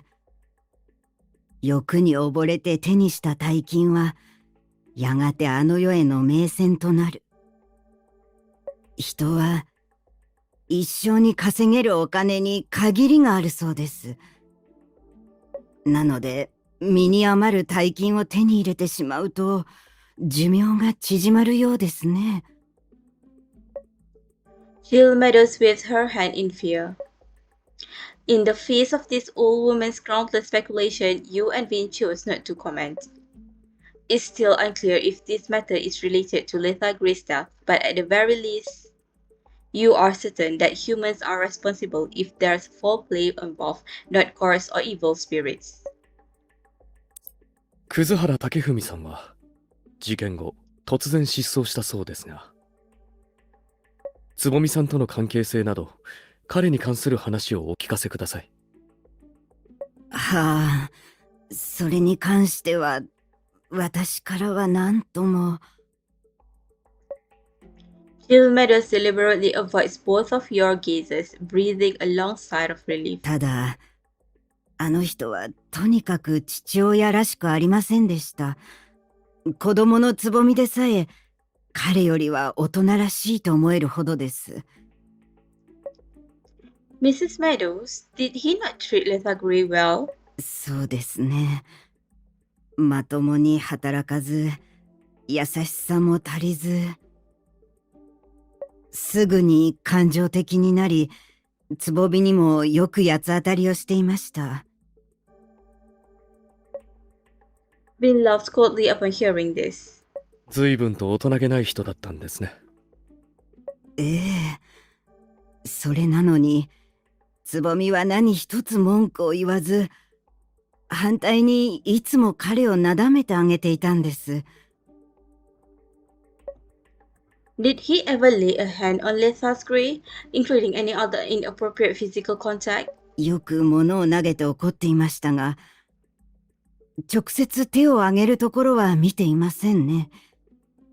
もちろん、私が見ていないところでは、なかったとは言い切れませんが。When was the last time you saw Hugo Grey? 事件の夜です。あの夜、私が部屋に戻る際、彼を見かけたと思います。Something might have happened between the two of them, or perhaps Jill Meadows is hiding something. There is something off about her expression whenever Hugo Grey is mentioned. But Vin seems to be much calmer compared to your own concerns and doubts. He stares at Jill Meadows, deliberately slowing his speech. どうか緊張なさらず。武文さんについての質問は次で最後にします。事件の夜、彼とつぼみさんの間で何か問題はありましたか？そうですね。軽く言い争っていた気がします。耳が遠いので確かではないですが。After saying that, Jill Meadows lowers her head, her eyes showing obvious signs that she doesn't want to say much else. Her attitude towards Hugo Grey is definitely odd. The way she's intentionally avoiding it almost makes it seem like she's afraid of saying the wrong thing. まだ記憶に新しいと思いますので、次は事件当日の夜について話していきましょう。警察にもすでに話していると思いますが、改めて僕たちにも話していただけると幸いです。はあ、本当に申し訳ありませんが、私ではあまりお役に立てないかもしれません。Jill Meadows rubs her careless hands repeatedly, looking slightly ashamed. 最後につぼみと会ったのは夕食の時で、だいたい18時頃だったと思います。年が年なので夜は起きていられず、私は20時ぐらいに部屋に戻り、眠ってしまいました。それと耳が遠いので、眠るまでの間も何も聞こえませんでした。つぼみが亡くなったことは、警察の方が来てから知ったんです。She looks down, her weathered face full of sadness. You hesitate for a moment, however, faced with suspicions you can't ignore, you choose to avoid the doubts weighing on your heart. Mrs. Meadow, if you're hard of hearing, did you not notice that you were missing a hearing aid? ええ、もちろん気づいていますよ。なくしたのはつい最近のことで、つぼみのベッドの下から見つかったと警察の方が。Jill Meadows wearily lifts her hand to massage the uneven wrinkles on her face. 多分、私は疑われているのでしょうね。はあ、あの夜、家にいたのは私だけですから。大丈夫ですよ。現状、誰かに嫌疑をかけるほどの証拠は見つかっていません。Just as Vin said. They were living under the same roof after all. It would be normal for Jill Meadows to accidentally drop something in Letha Gray's room. In contrast, perhaps, Letha Gray's parents, especially the father who disappeared on the night of the murder, are more worthy of investigation.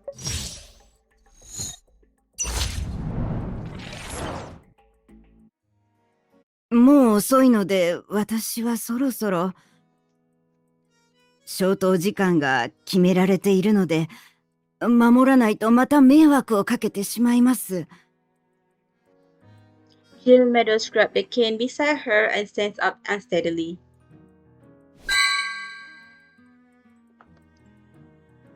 Perhaps she got up too quickly, causing the cane to get caught on the edge of the table. This makes her lose her balance and fall in your direction. Watch out! You quickly step forward and take her arm. With Vince's help, the two of you support her back and onto the chair. Then Vin picks up the cane that fell to the ground. But when handing the cane back to Jill Meadows, he follows up with another question. 失礼ですが、入谷さん。あなたは葛原武文さんのことを恐れているのでしょうか？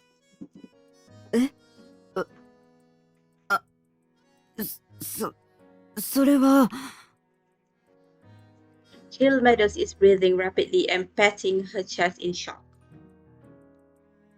You think Vin might have discovered a new point of suspicion, but what he sees next takes your breath away. 武文さんは現在行方不明で、いつ何をしてくるかわかりません。なので、あなたの身の安全を守るため、しばらく僕の家に泊まりませんか？ Why is he suddenly...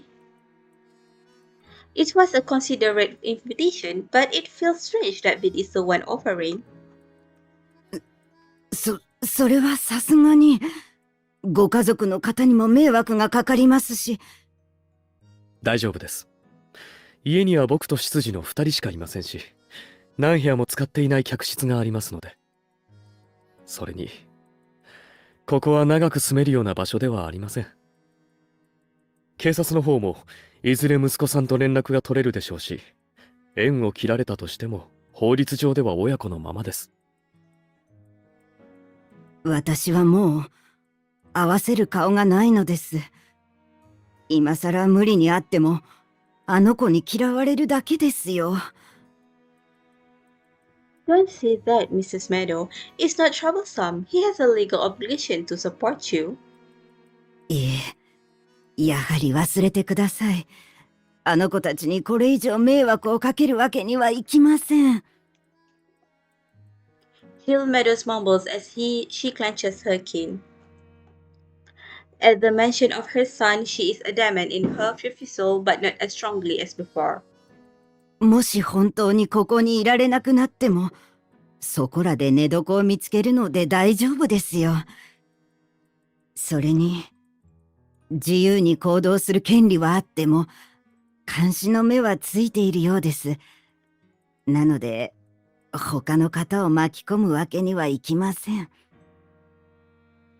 Hearing this, you can't help but frown. This degree of surveillance proves that Jill Meadows is the biggest suspect right now. 気にしないでください。監視されることにはもう慣れてますから。At the same moment, Vin interrupts Jill Meadows. He deliberately shows you a glance. It feels like a silent cue. As you meet his gaze, you can't help but think back to what happened last night. You turn your body slightly as you put your hand in your pocket. I almost forgot. I slipped this into my pocket. After feeling the bugging device in your pocket, you quickly pull your hand back out. どうかしましたか？ポケットに何か熱いものでも？ No, it's nothing. I'm fine. はい。彼女なら大丈夫なので、ご心配なく。Vin smiles as if he understood everything. He continues speaking naturally, taking advantage of the moment while you are at a loss. 警察の監視下にあるというのは、入谷さんの安全が保証されている証拠です。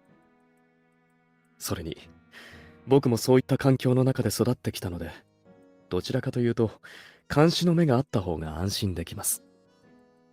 だから、もし行くあてがないようでしたら、遠慮なさらず僕の家に来てください。Faced with Vin's tempting offer, Jill Meadows can't continue to refuse. She tightly grips her kid in silence and sighed deeply for some reason. Why? Although you understand while Jill Meadows doesn't wish to trouble her son, you can't fully empathize with her. Just like how you are unable to understand what Vin is thinking right now. In the past, he always kept a proper sense of propriety and distance, never getting close to anyone. He certainly wouldn't allow a complete stranger into his personal space. So, what about this case made him deviate from his usual style of handling things? Is the reason purely out of compassion?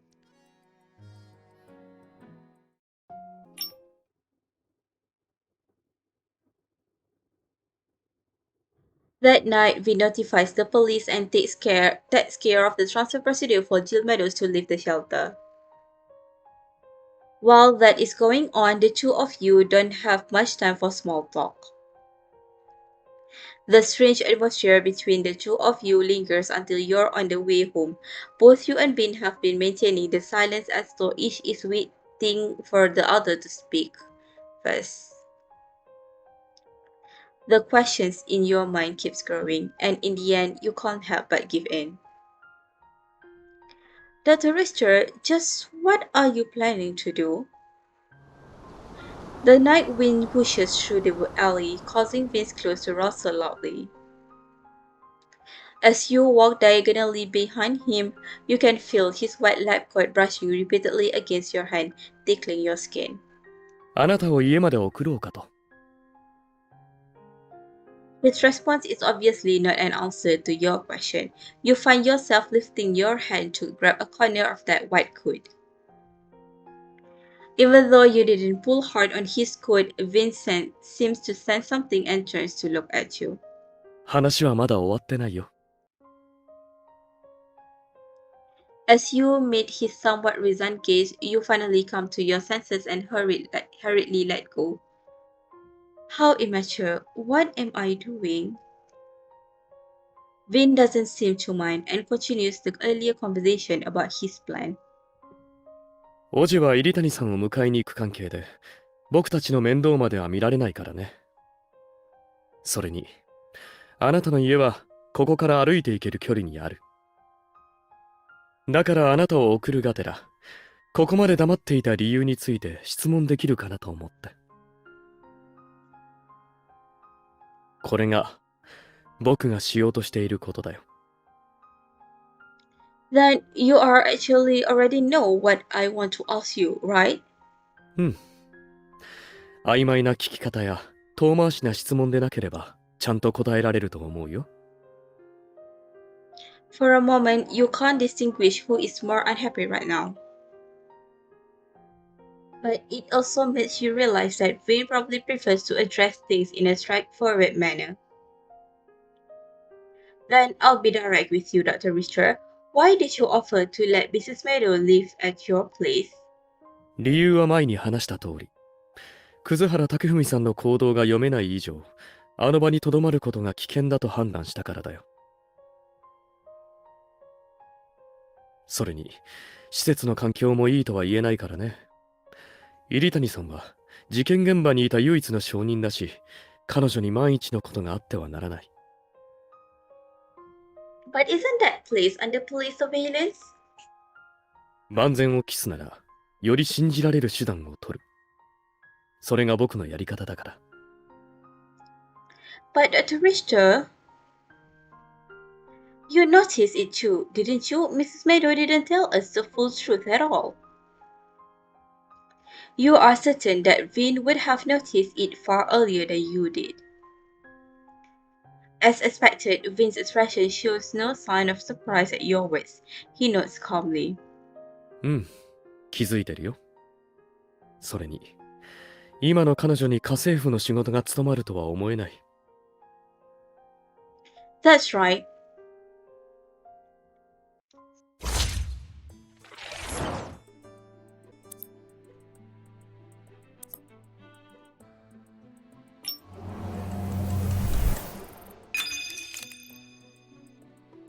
A live-in nanny has to take care of many household chores, but Mrs. Meadow is hard of hearing and has trouble moving around. Given her current physical condition, it is simply not possible for her to take care of anyone else. Besides, Lisa Gray was already a high school student, which is long past the age of needing a nanny, right? うん。でも、今のは僕たちの主観でしかなく、雇い主の考えは含まれていないよね。That makes sense. After all, they're the ones spending the money. But that person couldn't have been Mavis Sutcliffe, right? She disappeared shortly after Mrs. Meadow was hired. Moreover, Mrs. Meadow claimed to be unacquainted with Lisa Gray's mother and didn't even know her name. So, could Hugo Gray actually be the one who hired Mrs. Meadows? But that doesn't seem to make any sense either. そうだね。その過程は、竹文さんの言動と矛盾するかな。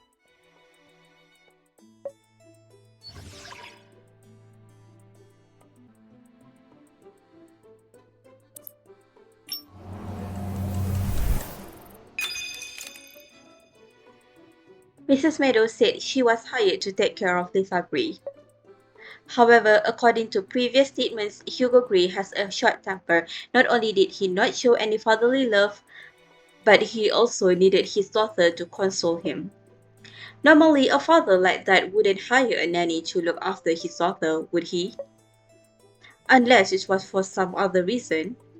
昨今、家政婦の仕事は家事だけにとどまらず、家庭内トラブルを見張る監視役として雇われることもあるそうだけど、今回に限ってはその可能性は低いかな。仮に竹文さんがスパイを欲していたとしても、つぼみさんが連れてきた人間を雇うことはないだろうからね。You're right. Whether it was really to take care of Lisa Gray or she was asked to keep tabs on someone, the reason Mrs. Meadow was hired as a live-in nanny is pretty dubious. Plus, Hugo Gray is currently unemployed and doesn't seem well off. He might have some money put away, but I don't believe it would be enough for them to arbitrarily add an extra expense.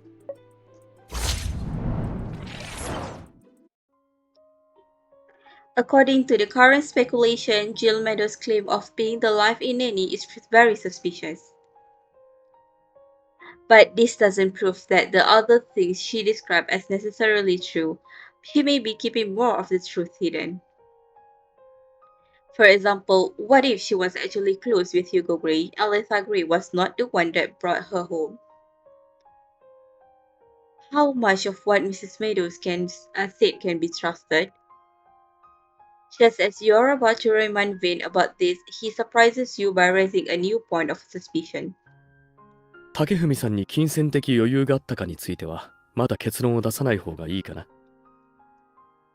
それより、失踪した浅見さんとお金が入っていたという段ボールの件を覚えているかい？ Yes. Your heart skips a bit, and you remember the point of suspicion that you had nearly overlooked. Just like Mavis Sutcliffe and Hugo Gray, that box of money is currently unaccounted for. It's not clear who has it right now. Dr. Richter, do you suspect that Hugo Gray wanted that box of money and murdered Mavis Sutcliffe for it?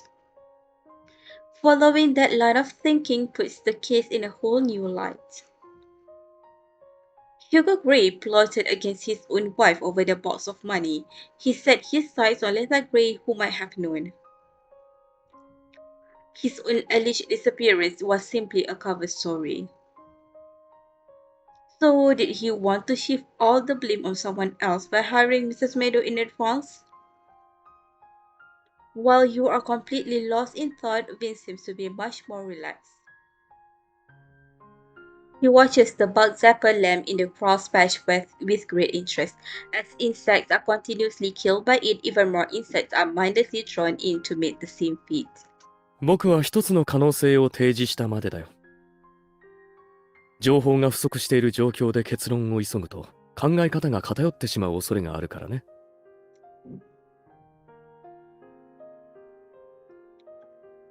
As time passes, the chilly night wind gradually picks up speed. Vin turns his gaze towards you, his golden eyes clear and bright. It is difficult to pry into what grim thoughts may be hidden behind that gaze. 今は誰もが容疑者たり得る状況だから、特定の誰かを安易に疑うのは避けた方がいい。極論、人を疑うという行為は、他の誰かを一時的に信用するということだからね。これは早計で、とても危険なことなんだ。Dr. Richter, you haven't chosen to believe any of them either, have you? Faced with this sudden question, Vin is taken aback and pauses for a few seconds.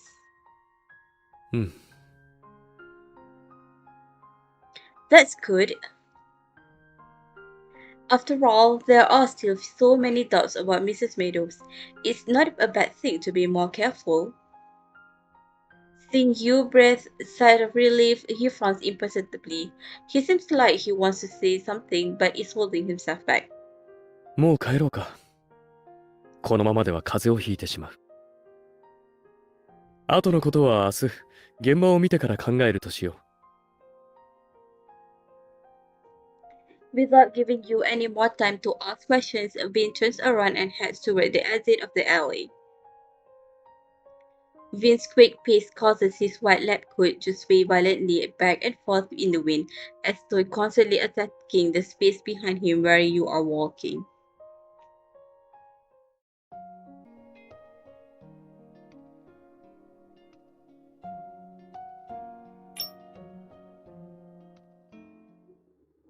The day after the nights, you and Vin quickly head for Letha Gray's residence in the afternoon. On the way, you ask him about how Jill Meadows has been doing during her stay with him. He doesn't respond with too much detail, only noting that everything is normal. You set your worries aside, knowing that with Ogier around, no trouble should arise. However, in just a moment's time, a familiar sense of anxiety arises as you arrive at the house. The run-down streets, old houses, and the locust trees in the yard swaying in the wind. They fittingly complement each other, creating an interesting and indescribable atmosphere amidst the passage of time. Letha Gray's home.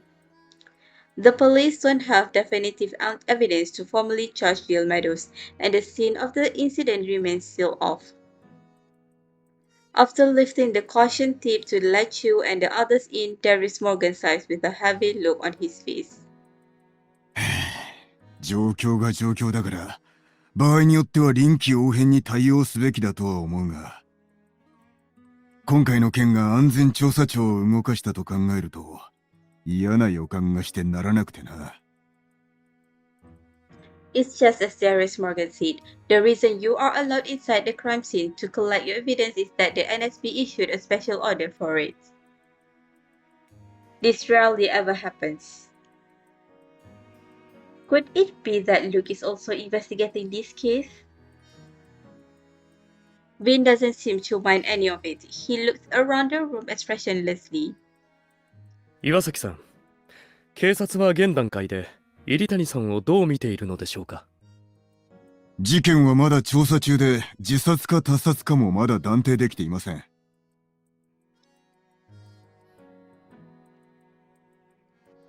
なので、これは個人の直感に過ぎませんが、入谷さんには確かに疑うべき点があり、そしてそれは彼女に限ったことではないと考えています。Not the only one. Could it be that the police have found leads other than the hearing aid that was dropped inside the bedroom? ああ、まずあの寝室は変わった作りでな。部屋に鍵がついていないんだ。つまり誰であろうと出入りが可能だったことを意味する。まあ普通の家ならあり得る話だろうが、ここで重要なのが見つかった証拠品の方だ。Maurice Morgan asked an officer from the evidence department to bring over an evidence bag. The bag doesn't contain any of the unsettling items you'd been imagining. Instead, a lollipop encased in colorful wrapping is inside. Huh? Candy? ああ、その表面から男性の指紋が見つかったんだ。男性。葛原武文さんのものでしょうか。この家のことはお二人ともある程度知っていると思いますので、詳しい話は割愛します。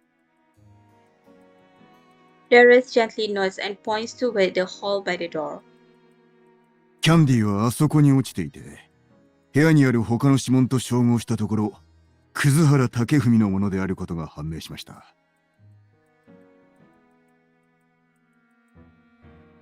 ただそれは彼の本名ではなかったようで、警察のデータベースには一切彼に関する情報が記録されていませんでした。失礼ですが、それだけの情報で容疑をかけるのは難しいのでは？はい、その通りです。なので肝心なのは、このキャンディーがどこから来たのかという点です。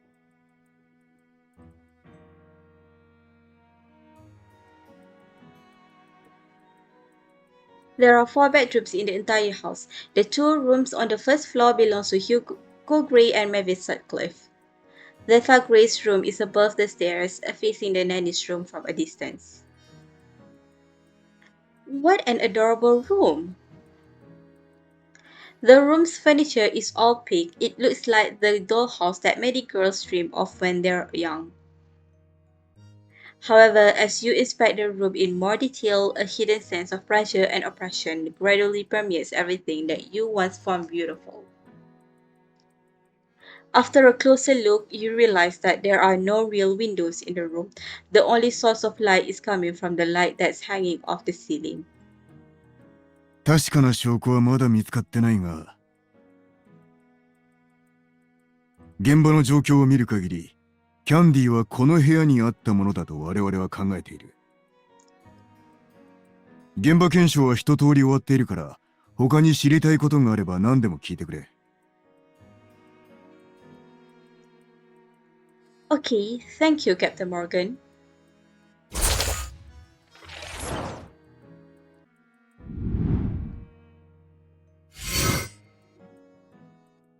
This must be a box of an animal to live in.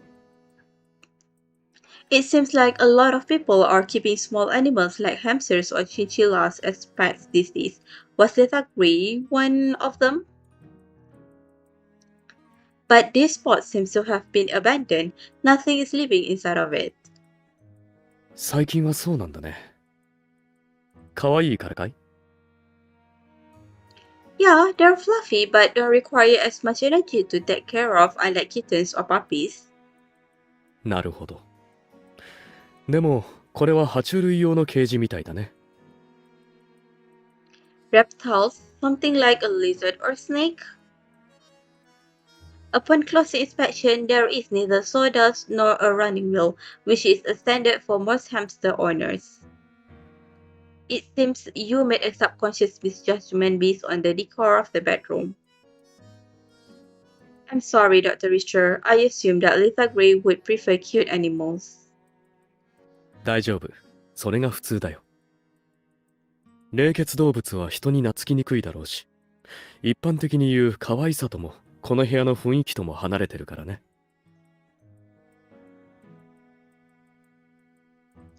And from what I can recall, it isn't easy to keep reptiles as pets either. Vin nods and points to the ultraviolet light on the top of the box. 冷血動物は外界の温度によって体温が変化するから、飼育の際は温度を細かく調節する必要があるんだ。入谷さんの話通り、つぼみさんが休学していたという話が事実なら、個人の趣味で飼い始めたとしても、世話をする時間は十分にあっただろうね。Yeah, but why did she stop? After asking Darius Morgan for details, you guys confirmed that a lizard was kept in the box. The police previously found the body of a lizard half buried in a small hole under a locust tree in the backyard. However, when it was found, it was in bits and pieces suspected to be the work of stray cats. トカゲの腐敗具合から見て、死後どれだけ経過していたかわかりますか？状態が悪く大まかなことしか言えませんが、そこまで経過していないと思われます。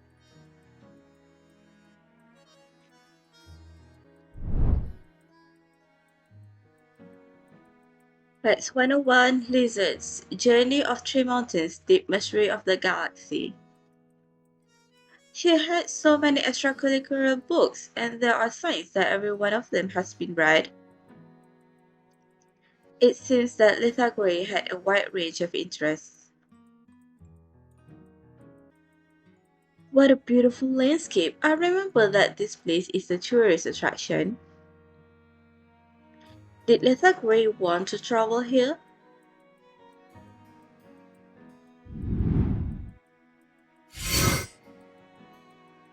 Dr. Richard, look at this. There are countless lollipops sitting in a jar on the shelf. The brand matches that of the lollipop found on the floor of the living room. 岩崎さん、こちらのボトルから竹文さんの指紋は？見つかっていません。ボトルと数本のキャンディーから採取された指紋は、どれも葛原つぼみさんのものでした。The lollipop that was found on the living room floor only had Hugo Gray's fingerprints, and this candy jar only has Lisa Gray's fingerprints. It seems that the two can't be connected at all. だからこそ不思議なんじゃないかな。Vin takes out one of the lollipops at random, playing with it between his fingers. たとえ他人の手に渡っていても、このキャンディーが彼女によって取り出されたものなら、必ず指紋が残るはずだよね。なのに、玄関から見つかったキャンディーには、竹文さんの指紋しか残っていなかった。この時点で、もしつぼみさんの寝室から持ち出されたものでないなら、店から買ってきたものということになる。けど、仮にそうだとしても、他の客や従業員の指紋がついていないのは不自然だし。それ以上に、急にキャンディーを買ってきた理由がわからない。Yeah. The lollipop was dropped in a prominent place in the living room without being discovered, so it would have been on the night of the murder. If it came from the bedroom, it would prove Hugo Gray came through here, which is suspicious enough. If the same brand of lollipop was purchased from outside, his behavior on the night of the murder would be too coincidental. Moreover, Hugo Gray is still missing. Any way you look at it, he is somehow connected to the case.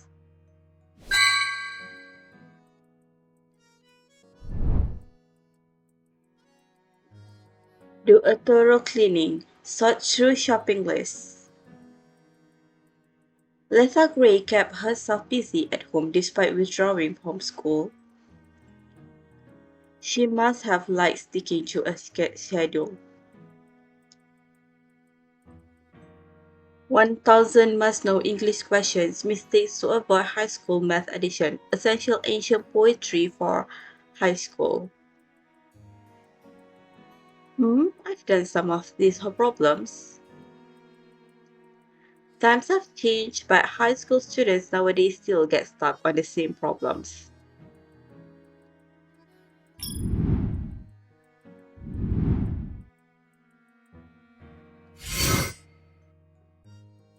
What are these? You look into a storage box filled with men's accessories, which takes you by surprise. After a glance, Vince seems to quickly recognize the brand of a particular watch. Dr. Richard, is that expensive? ブランドの名前はよく聞くものだから、普通の学生にとっては高級品なんじゃないかな。Vin remarked subtly, not speaking from his own point of view. But regardless of whether Letta Gray's family's financial situation made her an ordinary student or not, this watch was clearly not for her. Was it meant as a gift? 盤面の保護フィルムが剥がれているし、傷もいくつかあるようだから、すでに誰かが使っていたものだと思うよ。Bridge, it couldn't have been a gift from someone else. It's a man's watch. In this regard, Darius Morgan has no clear answer yet. At present, the police don't see the watch as an important piece of evidence. Moreover, it's been wiped down, making it difficult to investigate. Could this watch belong to Hugo Gray? But the bracelet placed next to it doesn't match his age. If it was something he owned when he was younger, the timeline doesn't match up either.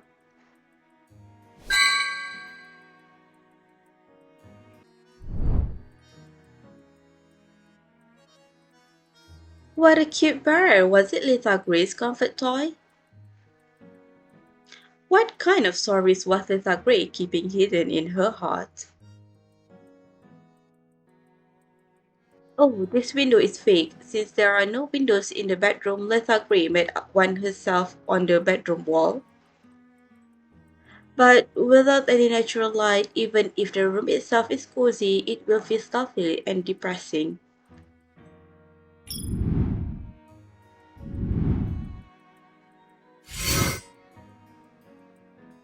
In the center of the room, the police have drawn a chalk outline to mark where the body was found. According to Marius, the police initially speculated that Letta Gray's death was caused by pesticide poisoning before the medical examiner released an autopsy report. Captain Morgan, have you received the detailed autopsy on Letta Gray? After hearing your question, Darius Morgan uses a tablet to show you guys an electronic report. ああ。つぼみさんの死因は農薬中毒、およびそれによるウイルス性脳炎だそうだ。死亡時刻は深夜の2時から4時だと推定されている。遺体はまだ解剖室にあるから、新たな疑問が浮かび次第、もう一度検視を依頼するつもりだ。資料を見る限り、傷は首にある薬痕のみのようですが、この他に人為的な外傷は一切なかったのですか？ Darius Morgan immediately understands. はい。遺体を調べた限り、虐待を受けていたような痕跡は見つかりませんでした。According to the report, there were marks on the deceased's neck. Judging by the direction of the marks and the force applied, the initial conclusion is that they were inflicted by Letta Gray herself and that they were not fatal. Considering that pesticides can cause a burning sensation when they enter the throat, the medical examiner's theory is that Letta Gray struggled with the discomfort by scratching at her neck, which left these marks. That said, Letta Gray must have been conscious when she was poisoned. でも、外的な要因は捨てきれないかな。心の傷というものは、時に、当事者ですら気づけないほどに見つけづらいものだからね。Vince stares down at the outline intently, as if looking at a living person.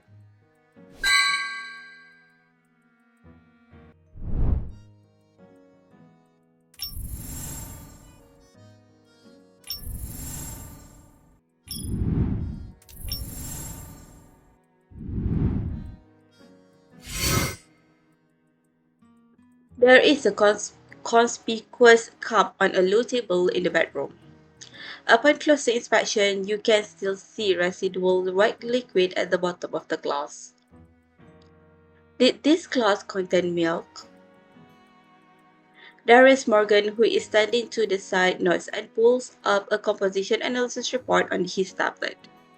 報告によると、そのカップには少量の農薬が混入していて、つぼみさんの体内からも同様の液体が検出されたそうだ。つぼみさんの死因は農薬中毒。現場に来ていた医師もそう判断していた。農薬の種類は判明しているんですか？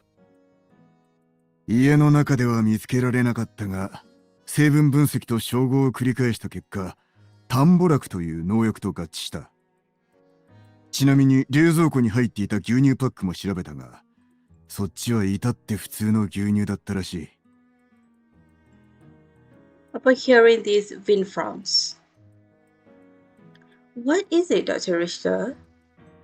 その農薬は去年開発されたばかりの新製品で、優れた殺虫能力を持つ割に通常のものよりはるかに毒性が低いんだ。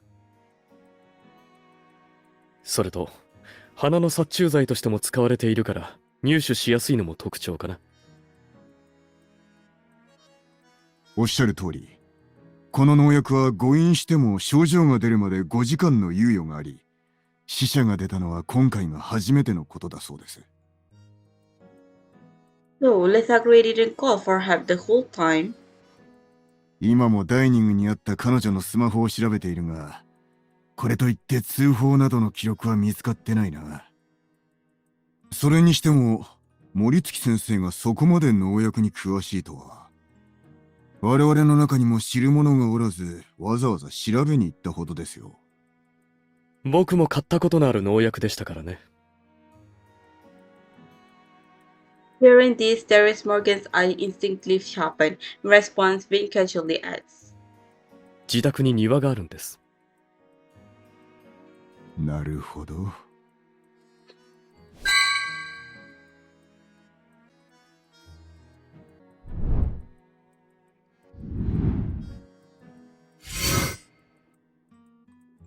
Passing by Lisa Gray's bed, you notice something off about the bed sheets. What's this stain on the bed sheets? 尿染みだろうね。Vin's almost certain answer is confirmed by Darius Morgan. After careful observation, the stains on the bed have already faded, which means there are the remaining residue after cleaning. It rules out the possibility that they were left on the night of the murder. But wasn't Lisa Gray already a freshman in high school? そこまで珍しいことでもないよ。生理的な要因や気質的疾患の他にも、複雑な家庭環境で育った子供や幼少期にいじめや虐待を受けてきた子供が、過去のトラウマなどをきっかけに大きくなってからも同様のことをしてしまうことはあるんだ。According to Mrs. Meadows, Lisa Gray and Hugo Gray don't seem to have a normal parent-child relationship. Could this be related to that? それはまだわからないね。Vin shakes his head, calmly looking at the sin that others would feel ashamed of. ストレスによっても起こり得ることだから、言ってしまえばこれも普通のことだと思うよ。つまりこれだけでは手がかりとは言えないかな。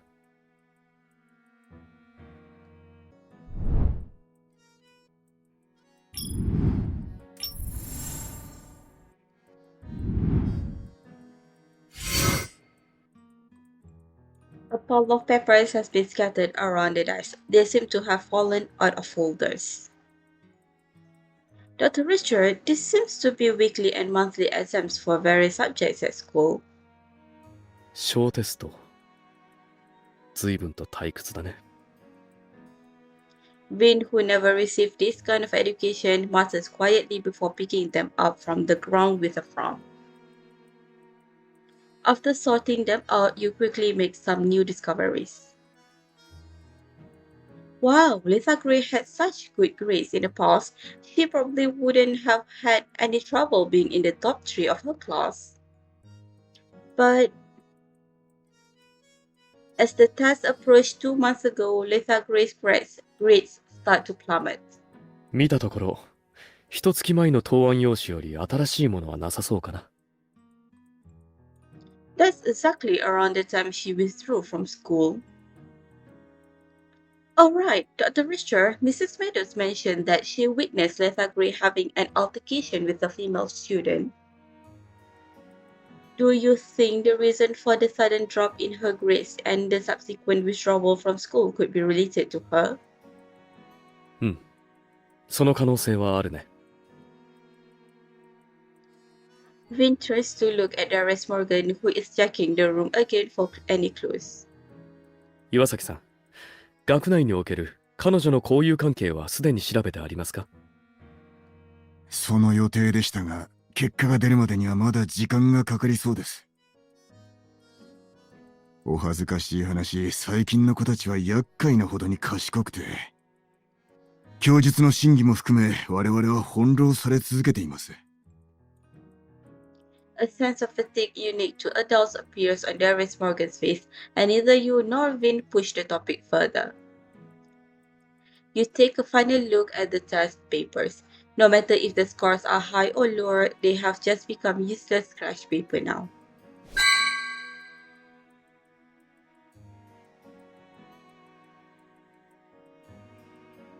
そろそろ時間だが、何か見つけられたか？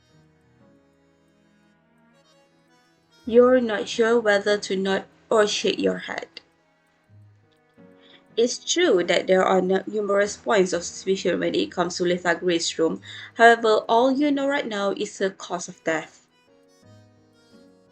There is still no concrete evidence to determine whether this case is a suicide or a homicide, or what she experienced before her death. But there do seem to be areas of contradiction. Suddenly, Darius' cell phone begins to ring. He frowns as he sees the caller ID. He quickly picks up the phone as he gestures for you to leave the bedroom where the incident took place. 署からだ。何か進展があったのかもしれない。それと、この部屋は今警備対象外でな。申し訳ありませんが、二人とも俺と一緒に出てください。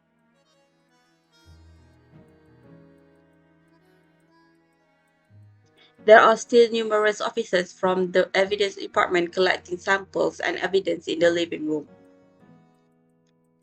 While Darius takes the call, you turn to the side to look at Vin, who is observing the scene with an expressionless face. For some reason, he looks more like a supervisor. Dr. Richter, do you think Lisa Gray knew about the pesticide in the milk beforehand? どうだろうね。でも現状、他殺である証拠が出ていないのは事実だよ。You stand in the location where the candy fell, then look up toward the room on the second floor. In the cramped space, you feel pressure on your chest, which makes it hard to breathe, almost as if your vision is clouded. You're right, if it was a homicide, Lisa Gray had every chance to survive.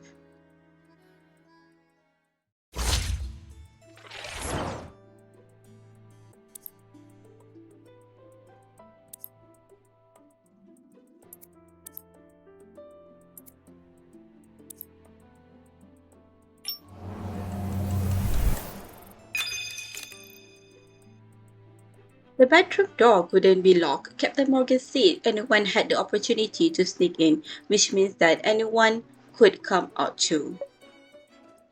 It would take at least 5 hours for the pesticide to take effect. Lisa Gray should have had ample time to seek help. There was no reason for her to end up dead in her bedroom.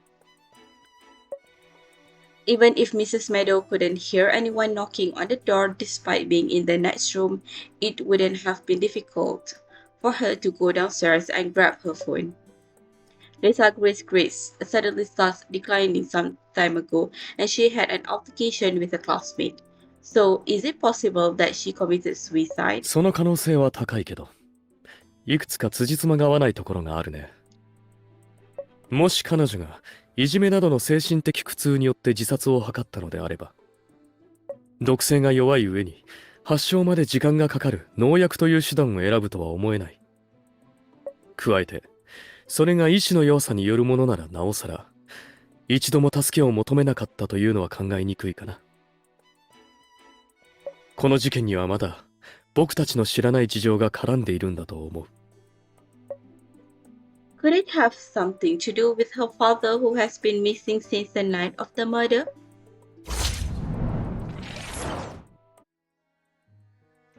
Just as your thoughts entangle, Darius suddenly finishes his phone call and walks towards you with a serious look on his face. It isn't until he gets closer to you that you notice he's staring at Vin with a cautious gaze. 先ほど、葛原武文が署に電話をかけてきました。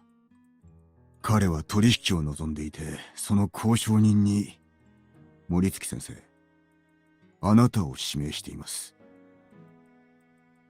What?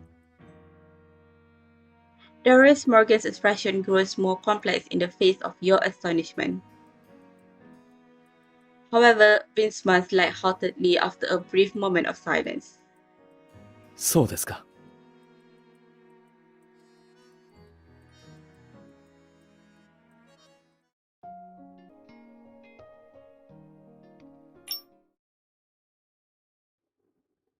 Police station conference room. I didn't think things would turn out like this. Security personnel continue to walk past you in a hurry.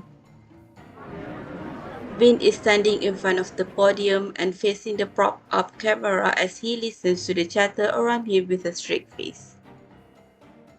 Darius Morgan immediately speaks and stops you as you're about to walk over. 今はやめておくんだ。じきに通話が始まる。Okay. Darius Morgan has been in a bad mood ever since you guys returned from the scene of the crime. Captain Morgan, what are Hugo Gray's terms? Is this situation connected to Dr. Richter somehow? それは我々も知りたいところだ。Darius purposely glanced over at Vin. ちなみに葛原武文の方は赤羽愛という女子高生を誘拐したとしか話していない。彼女は葛原つぼみさんのクラスメートで、直近で唯一つぼみさんと通話をしていた人物だ。調査の一環で付近にあるバス停の監視カメラを調べたが、事件の夜にも彼女の姿が映っていたそうだ。俺もこの目で確認したが、彼女は18時13分頃にそこでバスを降り、確かにこの屋敷の方向へと歩いていた。が、それっきり戻っていない。赤羽さんと関係のある人間にも当たってみたが、あの夜を境に行方不明になっているのは事実なようだ。ただ、彼女の父親は酒を理由にめったに帰宅しておらず、その事実にも気づいていなかった。Angela Dix, could she be the girl that Mrs. Meadows said had an argument with Letha Gray? But why was she around Letha Gray's house on the night of the incident? Could she be connected to Letha Gray's death, and that's why she was kidnapped by Hugo Gray? In contrast with your inability to hide your astonishment, Ben has his arms folded and calmly raises his chin for a brief moment. You are unable to determine whether Vin is putting on a defensive posture and trying to look calm, or if he is feeling completely confident in this moment. それで詳しいことは何と？今から数時間後、葛原武文はライブ配信ツールを介し、自身の目的を我々と世間に公開すると話しました。そして、そのチャットルームに森月心理研究所の代表である森月先生を招待するそうです。森月先生、何か心当たりはありませんか？ At this very moment, there doesn't seem to be any particular expression on Vin's face. He looks rather indifferent. 今のところはありません。とりあえず彼の話を聞いてみましょうか。You quietly move toward the side of the podium and look at Finn worriedly. Countless speculators across various social media platforms are discussing the issue. Although they are unaware of the truth, they weave a narrative around Hugo Grey. Rather than seeing him as a suspect fleeing in fear of punishment for his crimes, people seem to be leaning towards shaping him as an amazing father who became a kidnapper to avenge his daughter. If that's the case, it will make Vin the opposition to justice. あと5分です。森月先生、準備はいいですか？ええ。いつでも大丈夫です。He puts down the speech outline that the police prepared for him in advance. His gaze unintentionally shifts towards you, but he quickly looks away as you enter his peripheral vision. Is Dr. Rishon nervous? After 5 minutes, the host of the streaming channel sends an invitation to the account that the police prepared. As the mediator, Vin's image is displayed to the public as requested by Hugo Grey. The stream is displayed on a projector, and the chat is already being spammed with comments. The hype peaks as the stream goes live. After seeing Hugo Grey's video feed, you can't help but suck in a sharp breath. Inside the shabby room, a girl is sitting in the corner with her back to the camera. Her hands are tied to the back of the chair and her mouth is gagged by something that looks like a piece of cloth. All she can do is groan and grunt faintly. And that is all that's in the frame. Hugo Grey is not seen on camera, only his modulated voice can be heard. まさか森月先生がこれほどまでにお若いとは意外だね。亀の甲より年の甲とも言うし、これでは信用できそうにないな。僕を指名しておきながら、僕の顔や年齢は何も調べていなかったのですね。After hearing Vin's question, Hugo Grey takes an obvious pause. 赤羽愛はまだここにいて、皆も配信を見ている。警察が別人を用意してきたとしても、いずれバレることだ。まあ、我々のような一般人の命に価値を見出していないというのであれば、話は別だけどな。With Hugo Grey's instigation, the narrative of the comments on the stream becomes more extreme. He seems to be subtly trying to turn the audience into his allies. 赤羽さんは無事ですか？彼女の無事を近くで確認させてください。その必要はない。生きているかどうかが分かれば十分だろう。Following the signals from an officer out of frame, Vin does not insist on his demand and changes the topic. 赤羽さんは学生であり未成年です。あなたがしたことは一般人とは思えない許されざることです。それよりも森月先生、どうして俺があんたを指名したのか、そっちの方が聞きたいんじゃないのか？ではお聞きします。どうして僕を指名したんですか？若くて実績があるからというわけではないのでしょう。ああ、その通りだ。嘆かわしいことに、あんたが若くして有名になった精神科医じゃなければ、女房もあんたを信じて診察を受けることはなかっただろうよ。しかも、最近は入谷も引き受けたらしいじゃないか。これほどまでに縁があるなら、指名しないわけにはいかないさ。Going on, Mavis Sutcliffe was Dr. Richter's patient. The chat immediately blows up. The officers next to the podium look at one another with confusion on their faces. Hugo Grey laughs with satisfaction. He takes the opportunity to list his demands as Vin collects his thoughts in silence. 人質なら解放する。お前たちがこちらの要求を飲めばすぐにでもな。1週間後、森月先生にはもう一度俺と話してもらう。そして、皆の前で俺の質問に答えるんだ。どうして俺が赤羽愛を誘拐したのかという質問にな。警察の人間も安心してくれ。この質問に関しては森月先生以上の適任者はいない。まあそいつに答える度胸があるかどうか次第だがな。As Hugo Gray finished speaking, he cuts off the video feed. It's as if he has flipped a switch, unleashing a wild commotion in the conference room. 森月先生、一度取り調べ室までお願いできますか。わかりました。Several officers, including Darius Morgan, quickly walk toward Finn. You hurry and follow closely behind them. Before you can make sense of it all, you find yourself already standing in his way. Captain Morgan, on what grounds are the police summoning a concerned citizen like Dr. Richter? Do you have the relevant summons? お前か。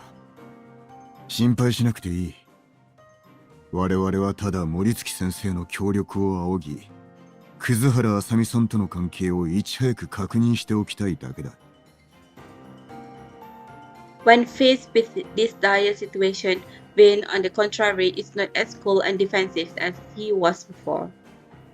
He simply smiles. As he allows you to stand in front of him, his easygoing behavior makes it seem like he is not even being protected. 僕としてもあなたに依頼を出した覚えはないけど。This is temporary legal aid, free of charge. へえ。なら助けが必要になった時、改めて依頼させてもらうよ。何せ今回の件はちゃんと警察と話し合う必要がありそうだからね。There's no reason to hold them off anymore, but you don't want to back off just yet. Captain Morgan, as his attorney, I am obligated to accompany Dr. Richter. I can't wait outside if I'm not allowed to sit in and listen. Darius Morgan sighs helplessly. He quickly waves at you as a sign of silent approval as he turns away. Police station corridor. You weren't able to convince Darius Morgan during your latest conversation. With a serious look on his face, he blocks the door and stops you from entering the room. After waiting for a total 3 hours, the door to the interrogation room finally opens. After the officers quickly leave the area, Vin finally appears at the door with a frown on his face. He looks over at you with a strange expression. どうしてまだここに？ 2時間も前に先に帰るよう伝えておいたはずだけど。Is that all you want to say to me? Shouldn't you inform your attorney of the statement they took first? During these 3 tense hours, you were still unable to wrap your head around how Vin is involved in all of this. You can't make sense of the tangled clues, but on top of all of that, the most confusing part is what's going on inside Vin's own head. With the frustration brewing inside you, your tone becomes tainted with emotion after hearing his somewhat resigned question. It's rare that Vin is ever accused of anything. He pauses and looks at you with a complicated expression. Unexpectedly, before you are able to explain yourself, he lowers his head and apologizes. すまない。心配させてしまったようだね。Huh? I thought you would be mad. 僕が？むしろその逆だよ。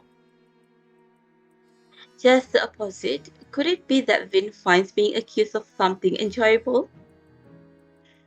You quickly read the strange thought from your mind. After thinking about it in detail, you remember having a similar conversation in the past.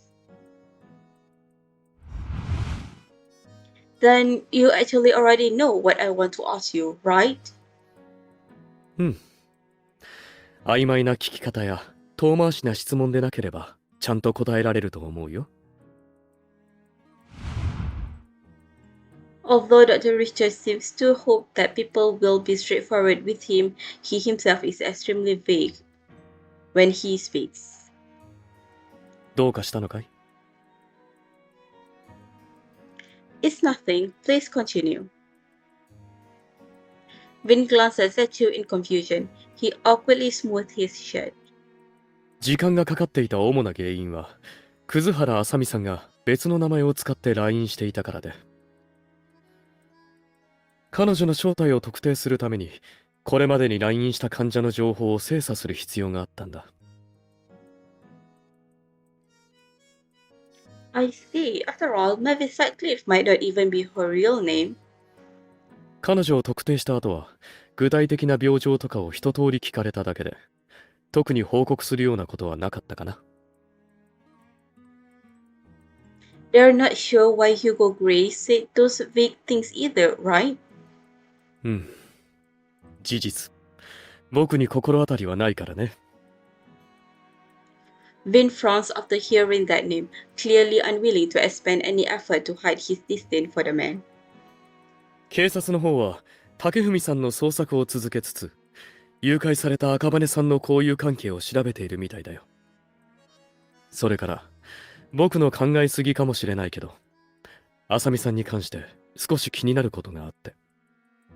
詳細は車に乗ってから話すけど、念のため、一緒にある場所まで行ってほしいんだ。You follow Vin from behind. As you look at him, various thoughts run through your mind. He walks with a perfectly straightened back, as if he is peerless in the face of the situation at hand. You, on the other hand, are slightly slouched, weighing down by your worries. It's not just about Lisa Gray anymore. The missing Mavis Sutcliffe is now directly connected to the case.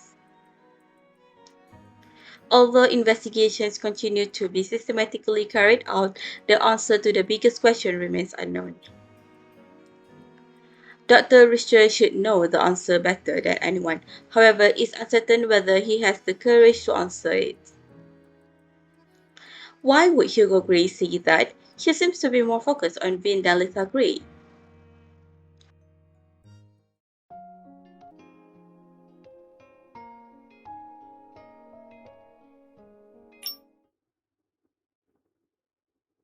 Outside the police station. The sky is completely dark by the time you leave the police station. The rain clouds obstruct the stars in the sky. Down below, blinding flashes of light on the ground expose all corners of darkness. The sound of camera shutters and chatter occupy the air. Even with the security guards' best efforts, they are unable to control the scene and manage the chaos. 森月先生、あの誘拐犯はどうしてあなたを指名したんですか？そうですよ、先生。この事件は今誰もが注目しています。一体どんな事情があったのかお聞かせください。先生、こっちを向いてください。Seeing that the camera is about to turn toward you, Vin breaks his silence and makes an accusation with a serious tone. そこの記者さん。あなたは随分と趣味が悪いようですね。Fetish? You look around in total confusion. The reporters are all carrying various types of equipment and have the same expression on their faces as they fixate on what Vin just said. そこの落ち着きのない記者さん。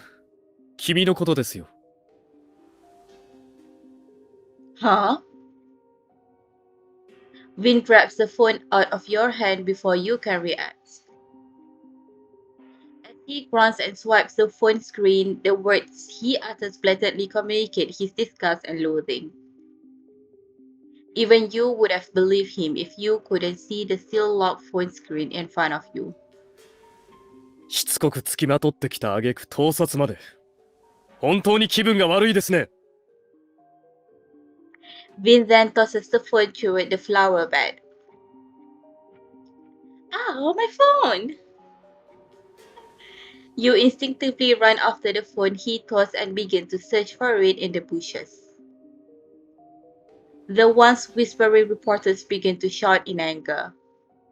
ちょっと、いくらなんでもそれはやりすぎじゃないですか？せめて最低限の敬意は払うべきでしょう。そうですよ。ここは警察署の前です。無法地帯ではありません。Vin, who is standing alone before the reporters, begins to chuckle. It's as if he's messing with them and saying, "Oh, so you guys are aware of where we are." By the time you find your phone, you're already surrounded by the crowd. At this moment, you finally understand why Vin separated the two of you. People will instinctively shun anything different from themselves. Sometimes only by being accepted as one of their own will you be able to gain their support and guarantee your own safety. 森月先生、一体いつまで黙っているつもりですか？我々には真相を教える価値がないとでも？なるほど。あなたはすでに我々一般市民とは違う立場にいるとお考えなのですね。わけがわからないね。Vin glares at them and slowly walks toward the parking lot, ignoring the crowd in his way. 葛原武文さんが話していたことについて何か心当たりはありませんか？彼は妻が先生の患者だったと話していましたが、それはつまりあなたと彼女が何らかの関係を持っていたことを示唆しているのでは？あなたは自分が何を言っているのか理解していますか？ And with that, Vin stops holding back his temper. It seems like he's able to maintain total calm when he is alone. He can also showcase his feelings of displeasure in front of a crowd. まったく。とんだ恥さらしですね。そこをどいてください。He looks your way. It's as if he's signaling you to meet up with him later. Afterward, he leaves them with a threatening statement. これ以上つきまとうなら、僕の弁護士に告訴の準備をしてもらいますので、そのつもりで。Does Dr. Richter have a private attorney? Wait, the attorney that he's talking about is me, isn't it? Themis Law Firm. それで弁護士さん、あいつのことは訴えてもいいんですよね。これで大金が手に入るぞ。A man is passing around frantically inside the conference room. まずは落ち着いていただけると。この状況でどう落ち着けと。今はとにかく金が必要なんだよ。なあ先生、いいアドバイスを頼むよ。依頼料は弾むからさ。Two knocks sounds from the door. Artem walks in with a straight face and looks over at the panicking intern in front of the sofa. 今回の件はテミスでは対応いたしかねます。どうぞお引き取りください。はあ？今なんつった？俺は依頼しに来た客だぞ。雑に扱われたって報告してやろうか。The intern panics at the sight of the man yelling at one of the law firm's partners and quickly intervenes. 落ち着いてください。たく、なんつう態度だ。お前も少しはそこの嬢ちゃんを見習ったらどうだ。赤羽さん、私はそんなつもりでは。Artem has no intention of making things harder for the intern. He walks up to the man with a straight face and gestures for him to leave indifferently. 必要とあれば私が出口までお送りしましょうか。いい加減にしろ。俺は依頼をしに来たんだぞ。この間のライブ配信を見てないのか。誘拐されたのは俺の娘なんだぞ。ネットでもあの子の写真が飛び回って、今じゃちょっとした有名人だ。まあ、中には変な意見もあるみたいだが。The man continues to speak with a loud voice. Instead of looking worried while talking about the key issues, he actually looks to be a little complacent. Artem raises his brows as he observes the ridiculous reaction. He has no interest in speaking more than he has to. ええ。存じております。あの誘拐犯、例の医者に何か質問するんだろう？もしあいつが答えを間違えて、娘が危険な目にあったら、親である俺は賠償金を請求できるはずだ。しかも、今回は大勢の市民が見てるから、それだけ多くの金が支払われる。そうだろう？恐れ入りますが、お答えするには相応の費用が必要になります。そして率直に申し上げると、私は安くありません。ですがご安心を。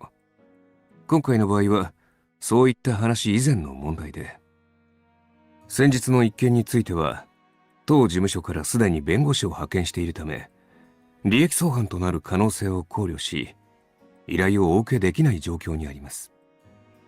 利益相反だ？そんなの知るか！そもそも、あの医者が俺を訴えるってのか？憂慮している問題はそこではありません。Autumn looks down at a man with a gaze filled with disdain. 私が知る限り、あなたには度重なる窃盗の教唆と、娘への虐待の疑いがあります。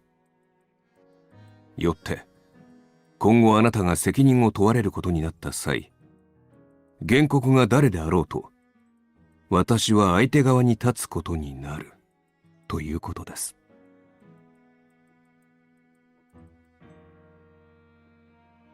Vin ends up meeting with you around a corner close to the police station. After you get in the car, he purposely drives a few more blocks to prevent being followed. Then he stops at a quiet corner. After he turns the engine off, he finally begins to speak to you somewhat unnaturally. スマホは大丈夫だった？ It's fine. It fell in the flower bed. Dr. Richard, you actually have really good aim. そんなことないよ。たまたま外れただけで。僕は彼らの口を狙っていたからね。Seeing that you're momentarily shocked by what he said, Vin laughs contently. 冗談だよ。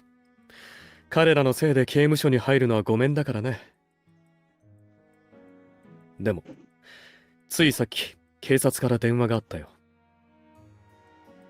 Why? ライブ配信が始まる前に、とあるスーパーの住所を提供して、その店の監視カメラを確認してもらってたんだけど。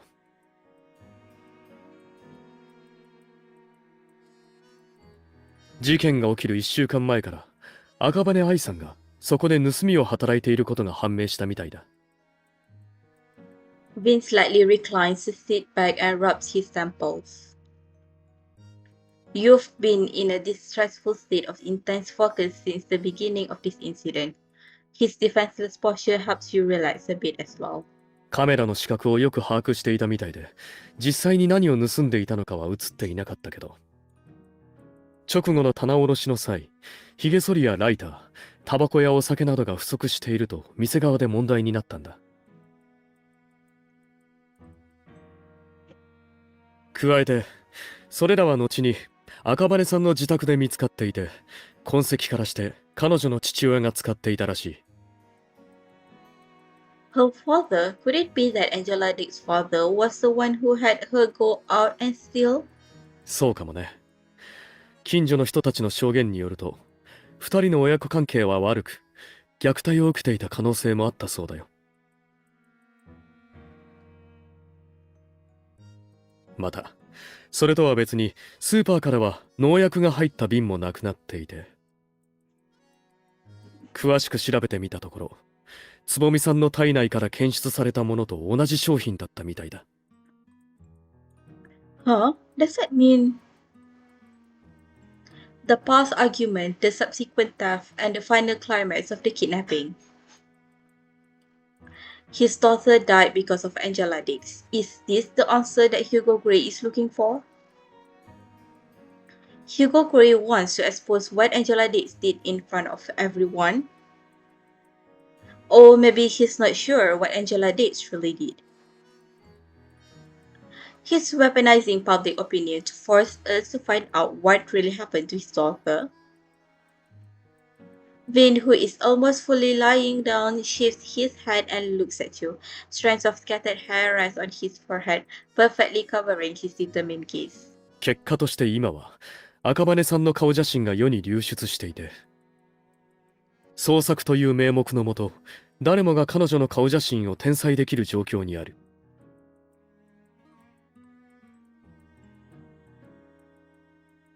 警察によって彼女の身柄が拘束されていたら、個人情報の類に規制が入って、こうはならなかっただろうね。つまりは、あなたの言うように、この現状は彼が望んでいたことかもしれない。You can't help but fall deep into thought as Vin lays out the situation for you. If that was the case, Angela Date's photo would have only been spread in smaller circles rather than attracting this much public attention. Vin doesn't deny what you said and simply sighed. Suddenly, the subject is flipped on its head, and the previous theory is easily negated. とはいえ、この推理にはまだ辻褄が合わない箇所がある。どこだかわかるかい？ Oh wait, but if Angela Dates was the one who killed Letha Gray on the night of the incident, then where did the bottle of pesticide go? Angela Dates must have brought the pesticide with her. She was immediately kidnapped by Hugo Gray right after. So she wouldn't have had any time to hide the bottle of pesticide. If Hugo Gray is trying to publicize Angela Date's crimes, then why didn't he just tell everyone about the pesticide? He would have no reason to keep it hidden. そうだね。それに、いくら世間を騒がせたところで、僕たちが屋敷で抱いた疑問は解消されない。症状が出るまでの間、どうして彼女は助けを求めなかったのか。そして、どうして竹文さんは気づかなかったのか。やっぱり、この件は僕たちが考えている以上に複雑なようだ。今後はもう少し慎重に動こうか。It's just as Vin said, if you come to a conclusion carelessly and it isn't the answer Hugo Gray is looking for, then Angela Dates will be in danger. So, Dr. Richter, is that why you said you wanted to go somewhere just in case? Are you looking at the investigation from a new angle? うん。調査に関することはまだ確定していないけど、ひとまず今から送る住所を確認してくれるかな。Vin sits up lazily and picks up the cell phone on the top of the dashboard. You soon receive a message containing an ordinary address. New Leaf Apartments, Building 6, Apartment 205. Dr. Richter, where is this address? Since you look up, Vin quickly diverts his attention away from your cell phone case. Oh, what's the matter? なんでもないよ。Is Dr. Richter trying to check if my phone really is still working? Vin smooths his lips as if nothing happened. He awkwardly tries to find something to do and adjust his seat. 今送ったのは、葛原あさみさんが診察を受けた際に登録した住所だよ。That's strange. Even if her name is fake, then it wouldn't be surprising if she left a fake address as well. But considering she even wrote down an apartment number, maybe it's not a made-up address. Whose place could this be? What if it's someone she's related to? If that's the case, we should be able to follow this lead and find out some real information about her. うん。ここへ行こうと思ったのは、まさにあなたと同じことを思ったからだよ。ただ、今日はもう遅いから帰ろうか。Vin then starts the engine and sets the GPS to your home address. The cold light of headlights shining on Vin makes him appear lonely and unfamiliar. You stare at the side of his emotionless face as he sits not too far from you. A new question arises in your mind. If Dr. Richter found out about this address because Mary Sutcliffe used to be his patient, how was he able to provide the police with the address of the supermarket Angela Dick stole from? You ponder the question the entire ride. Finally, just as you're about to arrive home, you manage to ask Vin. Vin doesn't accuse you of being overly suspicious. Instead, he explains briefly with just a single sentence. 入谷さんが何度か目撃していてね。今日の朝、電話で僕に教えてくれたんだ。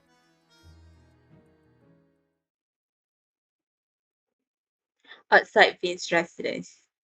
It's nearing dinner time, and with it, the chilling darkness of the night arrives. After quietly observing the silent, lonesome surroundings, Luke walks up and rings the doorbell. A few minutes later, a worried-looking old woman leaning on a cane opens the door. こんばんは、入谷さん。俺は水瀬夏彦。国家安全調査庁の人間です。Luke politely shows her his ID. 入谷さんが置かれている状況を考慮し、我々の方で安全な宿泊施設をご用意することになったのですが、その前にご本人の意見をお聞かせ願えますか？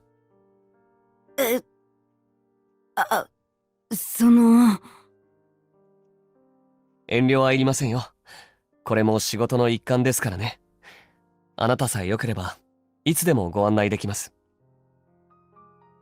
Unexpectedly, instead of responding to Luke, Jill Meadows takes a few steps back in fear. Her gaze shifts away, and she doesn't look back up at Luke again. Her hand that is holding the door handle begins to tremble. どうかされましたか？ Footsteps begin to sound right after Luke's inquiry. 招かれざる客人はこれが初めてだね。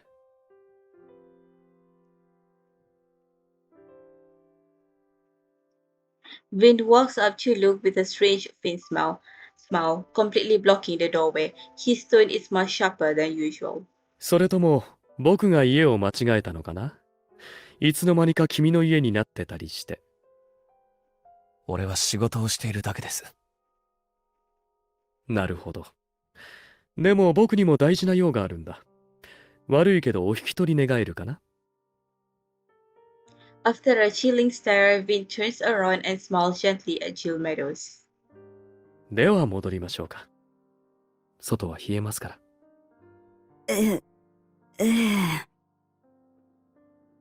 The door is then slammed forcefully.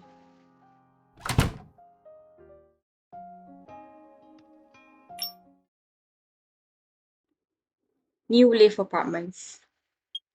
I have no idea if they went out or if there was no one here to begin with.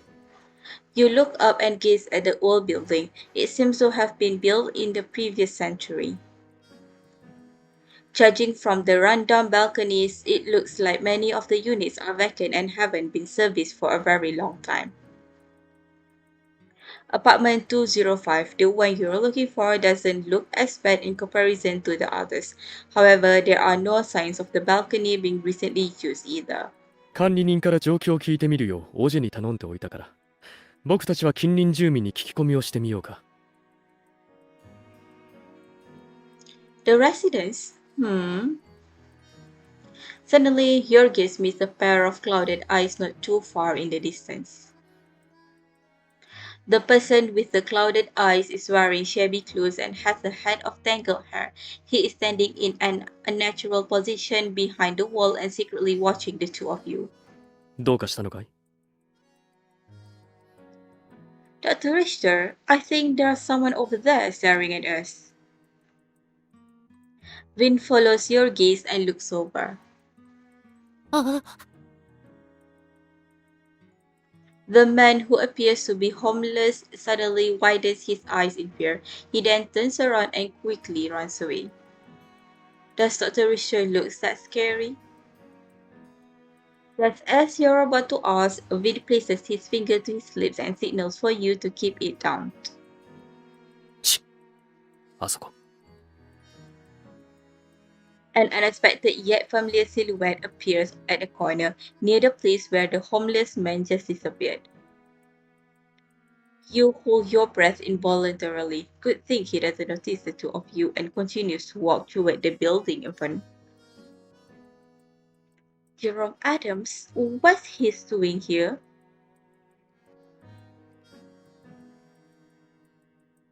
The old hallways clearly haven't been cleaned in years. They are filled with the cold, musty scent of mold. You and Vin follow Jerome Adams carefully as you rack your brain to make sense of his plans. Countless possibilities begin to arise in your mind. But you never expected your very first theory to be correct. He stops at the doorway of apartment 205, the place you just visited. What is he up to? Could it be that he has something to do with Mavis Cliff's disappearance? Jerome Adams turns the old door handle a couple of times, and the hallway echoes with the chilling clicks at the deadbolt. 鍵をかけてるのか。He mutters in an unclear tone and looks down to go through his pockets. After you hear the sound of metal clanking together a few times, you stare at the item in his hand with disbelief. Then you gasp in astonishment. A key? Jerome Adams inserts the key into the keyhole and opens the door with ease. However, he does not immediately enter the room. You and Vin are fully hidden behind a corner, but for some reason he turns around to look your way. せっかくいらしたのですから、お茶でもどうですか、弁護士さん。森月先生も前回のクルーズ船以来ですね。あの時は挨拶もせずに帰ってしまい、申し訳ありませんでした。Vin does not look to be flustered even after being caught. He simply lets out a relieved snort. It seems like getting involved in shady behavior is a big mental challenge for Vin. あなたはここに残ってオジェと合流して。すぐに来ると思うから。You are unsure whether Vin purposely mentioned Oje Wechsler to comfort you or warn Jerome Adams. Vin then walks toward the door in a relaxed manner. However, as you think about all the suspicions you have about Jerome Adams, you worriedly tug on Vin's shirt. Maybe I should come with you. I'll just send the address to Oje. いや。彼女の意思を尊重してあげては。Unlike Vin, whose expression is now extremely serious, Jerome Adams smiles carelessly and opens the door wide. おじさんにもすぐ伝わるよう、ドアはこのままにしておきましょうか。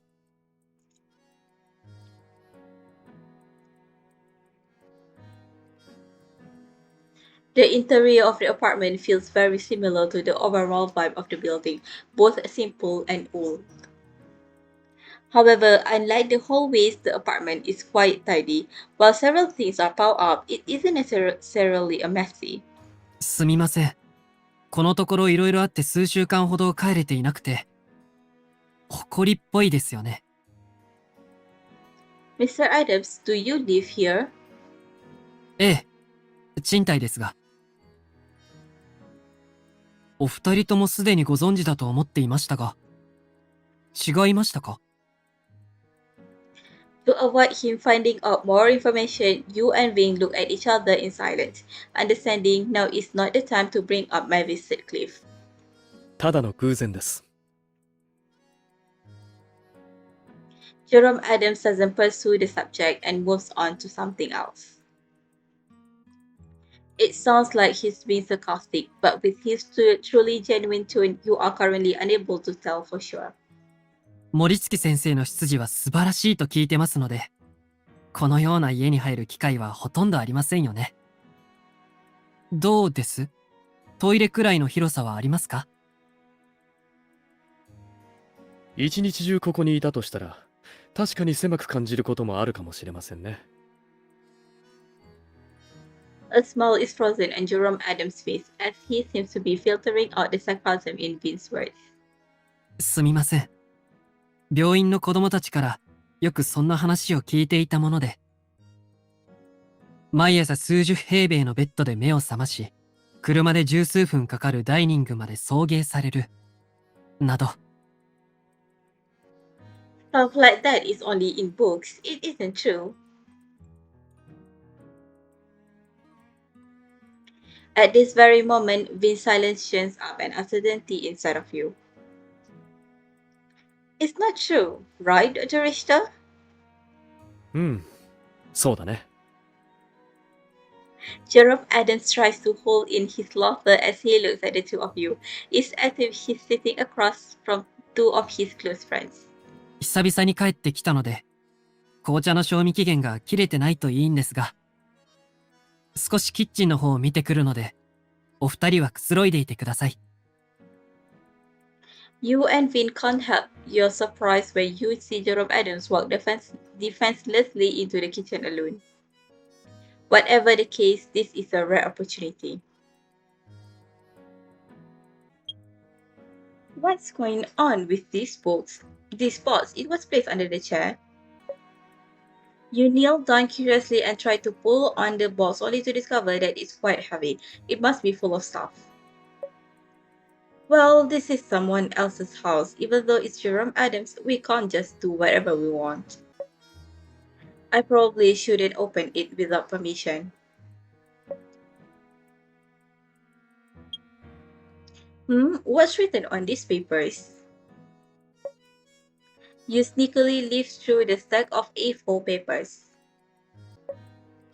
At first, you thought that it was some confidential research data, but you're surprised to find that it is just information on various product discounts.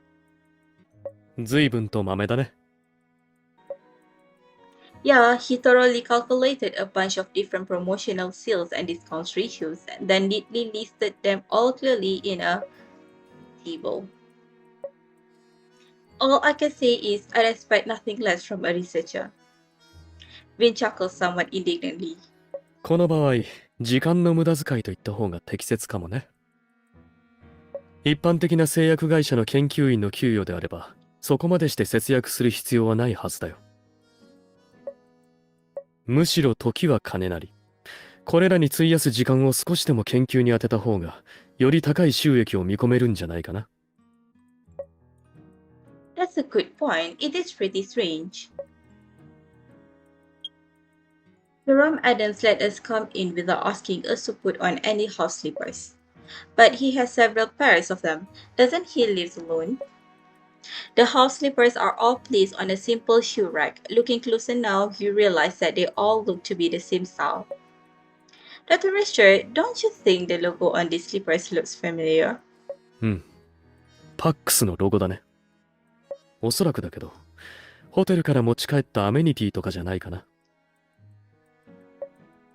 Did he bring them all back here? How thrifty.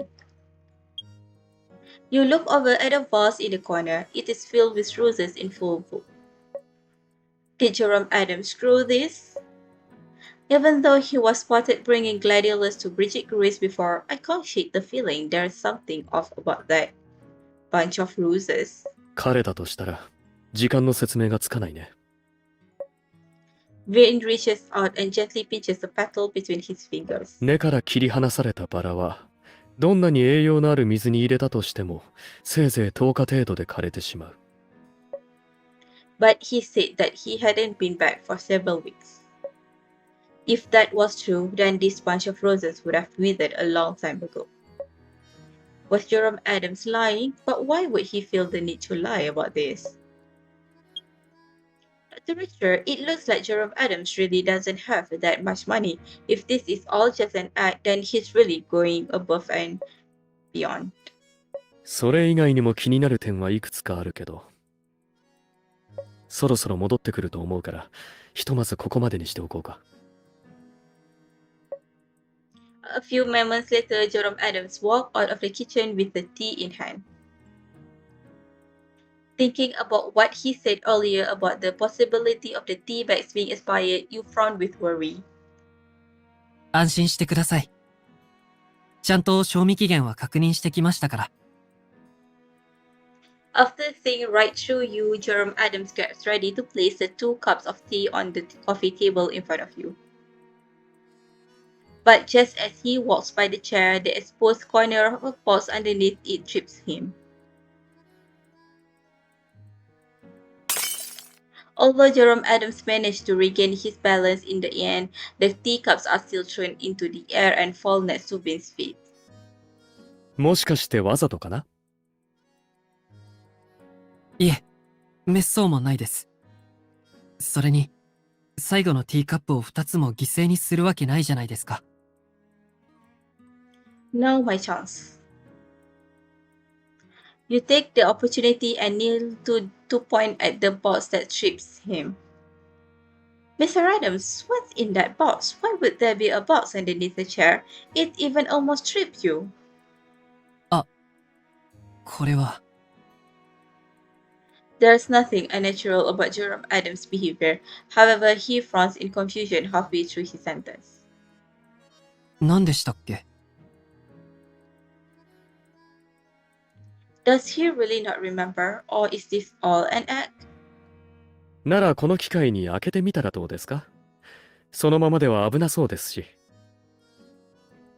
Jerome Adams doesn't hesitate to pull the box out from under the chair, as if he's ashamed of his breach of etiquette. After briefly looking at the box, he releases the buckle and opens it in front of you. That's...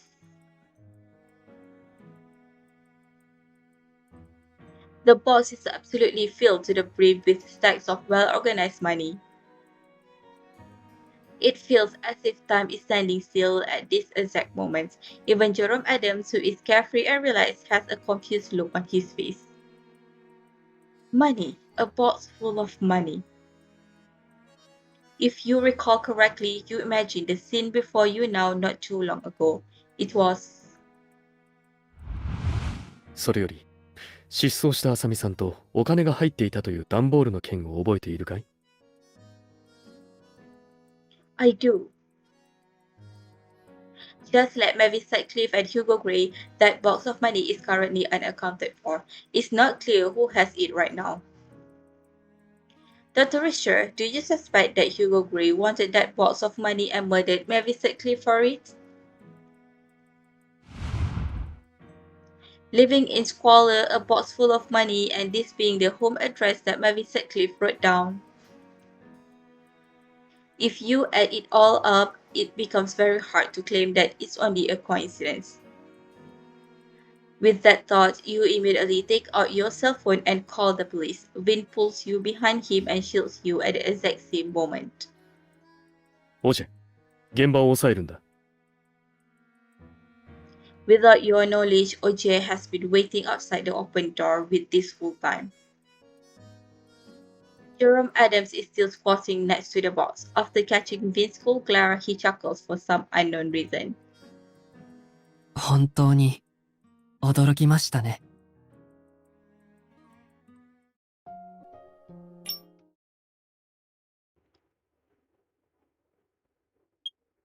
After a series of unexpected events, you finally arrive home and are given an opportunity to catch your breath. It is now 5 p.m. To resolve the question that you still have inside your head, you quickly find a copy of the research document you found in the basement before. You guys once mistook it for an important piece of evidence that Brad Gris left behind before his death. However, you later found out it was just a cover. I don't know if it's just my imagination. You had taken a photo with your phone of the pile of bargain deals, which happened to contain a note handwritten by Jerome Adams. And on the back of that research document, the exact same information is written. It's actually the same. After repeated comparisons, you can confirm once and for all that the handwriting on both documents is definitely from the same person. If Jerome Adams was the one who wrote it, then... Look here. On the back of the documents are blank pages, except for one place with messy scribbles. For example, comparing vegetable prices, supermarket discount times, and even rules of price discounts in apps. Someone must have used it as scratch paper. If that's what you found, it's probably just a cover. You originally thought Brad Gris was the one who wrote them. But if Jerome Adams was the one who wrote them, it would better explain why his research data ended up in the basement. Because he was the one who brought it over himself. He used it as scratch paper to teach Brad Gris how to save money. But if Brad Gris was threatened in the past by Gladiolus Valley, would the two of them really have such an amicable relationship? You've always had a sense of uncertainty about Jerome Adams. Even when he was arrested just now, he seemed to be acting strange. Just before Jerome Adams is putting into a police car, you finally feel safe enough to ask that question. The box full of money should have been with Mr. Cliff. Why do you have it? Jerome Adams looks up at you with a hint of surprise on his face. After you two stare at each other for a moment, he smiles helplessly. なるほど。 So, you knew. ええ、そうですね。ですがあなたにはまだお答えするわけにはいきません。After leaving you with this puzzling statement, Jerome Adams immediately gets into the police car. この件は俺たちに任せてくれ。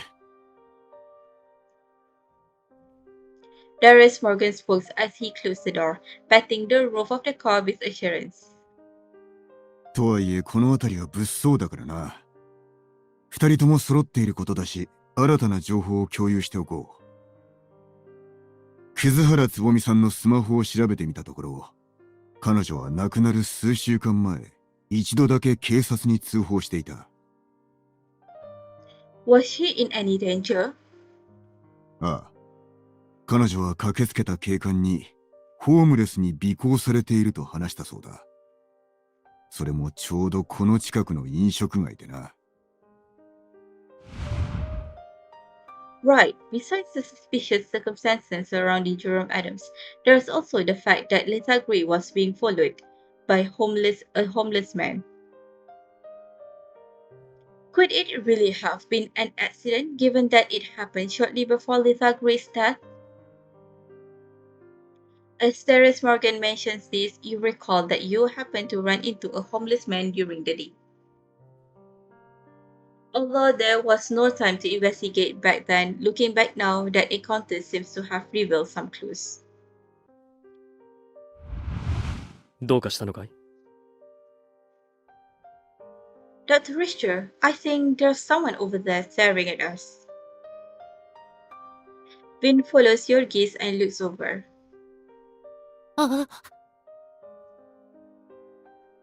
The man who appears to be homeless suddenly widens his eyes in fear. He then turns around and quickly runs away. Why was that homeless man following us, and why was he suddenly afraid? Would he be the same person who followed Letha Gray? You uneasily recall the various situations you encountered before, even though you want to rest, your nerves are still on high alert. Jerome Adams has already been taken away by the police, but there is no sense of relief in your heart. Why don't I go check it out again? As you sit up from the sofa, you look up at the clock on the wall. The minute hand shows that it's now dinner time. That strengthens your resolve, and you suddenly comfort yourself. Even if nothing comes of it, it won't be a wasted trip since I can grab dinner. Huayang Street. The street full of restaurants that Darius Morgan mentioned is near the New Leaf Apartments, probably a 10-minute or so walk.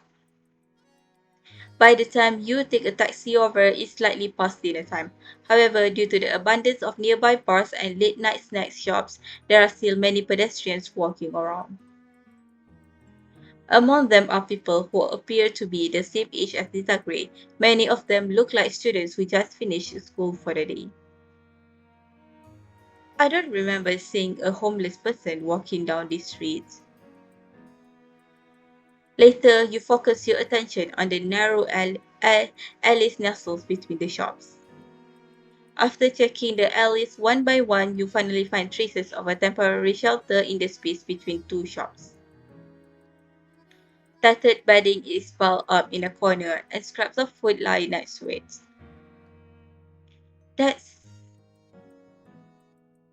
As soon as you approach, you see several shady-looking delinquents coming out of the back of the alley. They play with the sparks at their fingertips, pointing at the pile of things on the ground and commenting in disgust. なんだこれ、犬小屋か？いやいや、ここで寝泊まりしてる人間がいるんだって。ほんと信じられないよな。こんな惨めな大人にだけはなりたくないね。なるほど。じゃあ燃やしちまうか。可燃ゴミっぽいし、これも立派な地域貢献だよな。That's too cruel. Just as you're about to call the police.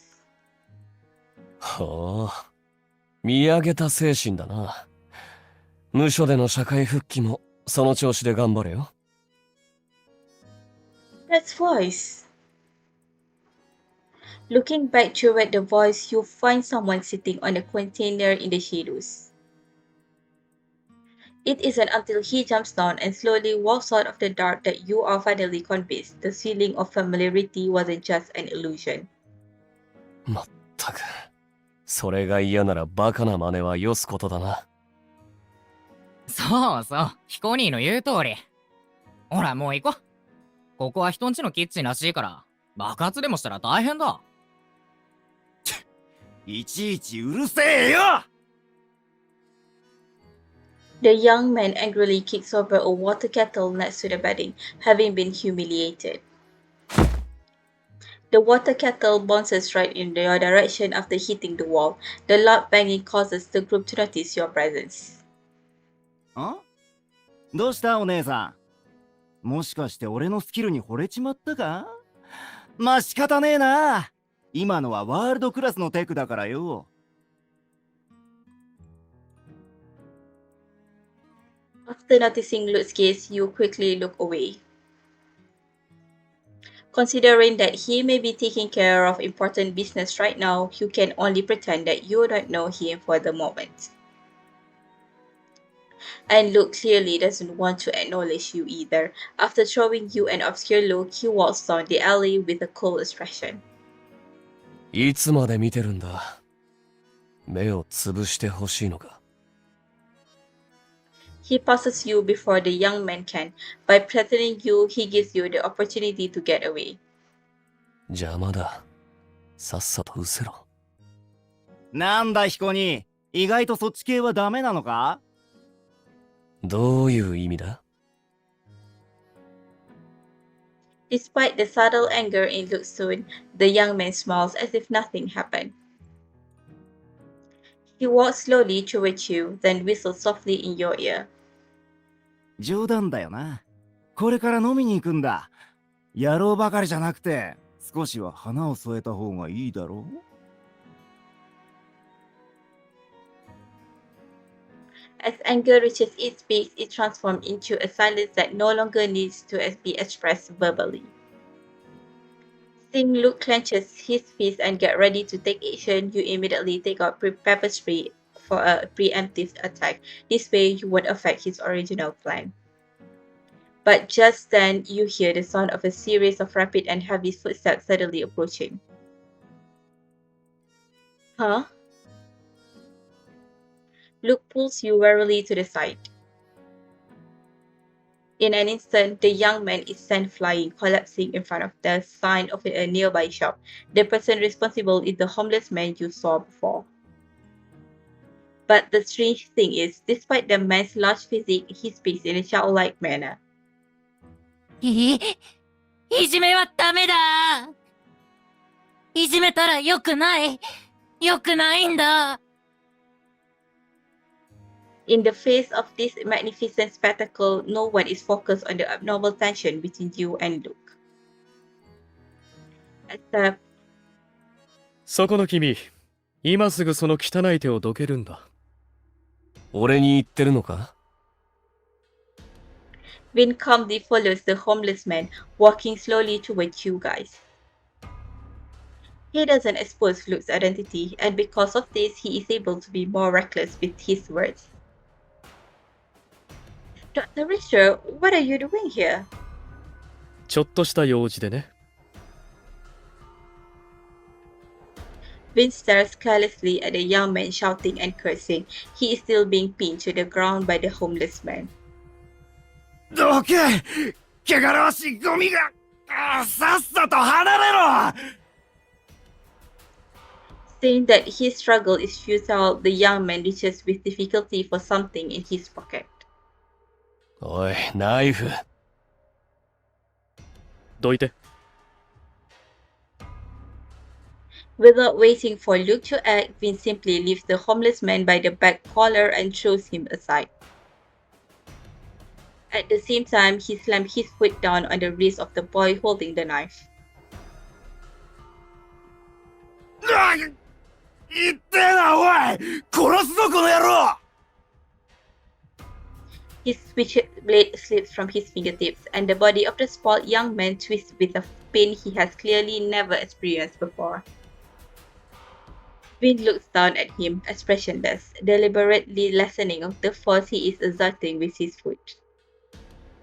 The young man mistakenly thinks this is an opportunity and tries to grab the switchblade again. Instead, he is met with another surge of pain. ここまでの様子を観察させてもらったけど、どうやら君は自分が高貴な人間だと思っているようだね。Vin maintains just the right amount of force under his foot, not enough to dislocate a young man's wrist, but enough to keep him pinned. The young man could have fought back, however, probably due to his fear and pain, he only trembles while trying to move Vin's leather shoe. 臭くて汚くて、ネズミと同等の扱いを受けても仕方がない人としての資格を失った生き物。君は彼らのことをそんな風に思っているんだよね。だったら何なんだ！誰だってそう思うだろ！たかがホームレスのために何をそんなマジになってんだ！マジに？僕はただ質問したいだけだよ。今言ったように思っているなら、君はどうして必死にあがいているんだい？は？ With mockery and pity, Vin looks at the disgraceful young man beneath his feet. 君が彼らを見下していることに興味はないけど、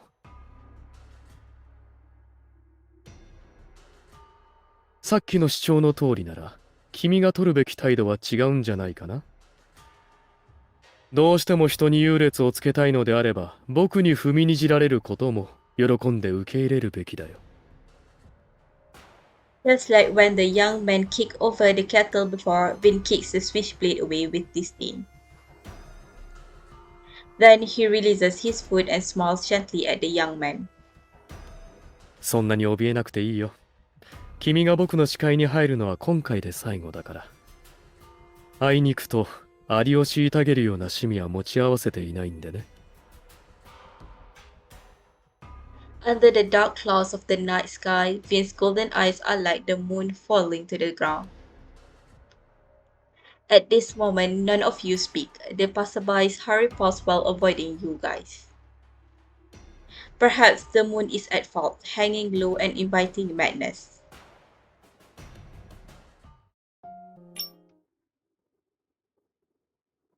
Huayang Street. The young man, with his freedom restored, remains on the ground. His uninjured legs are still lame and he is unable to stand.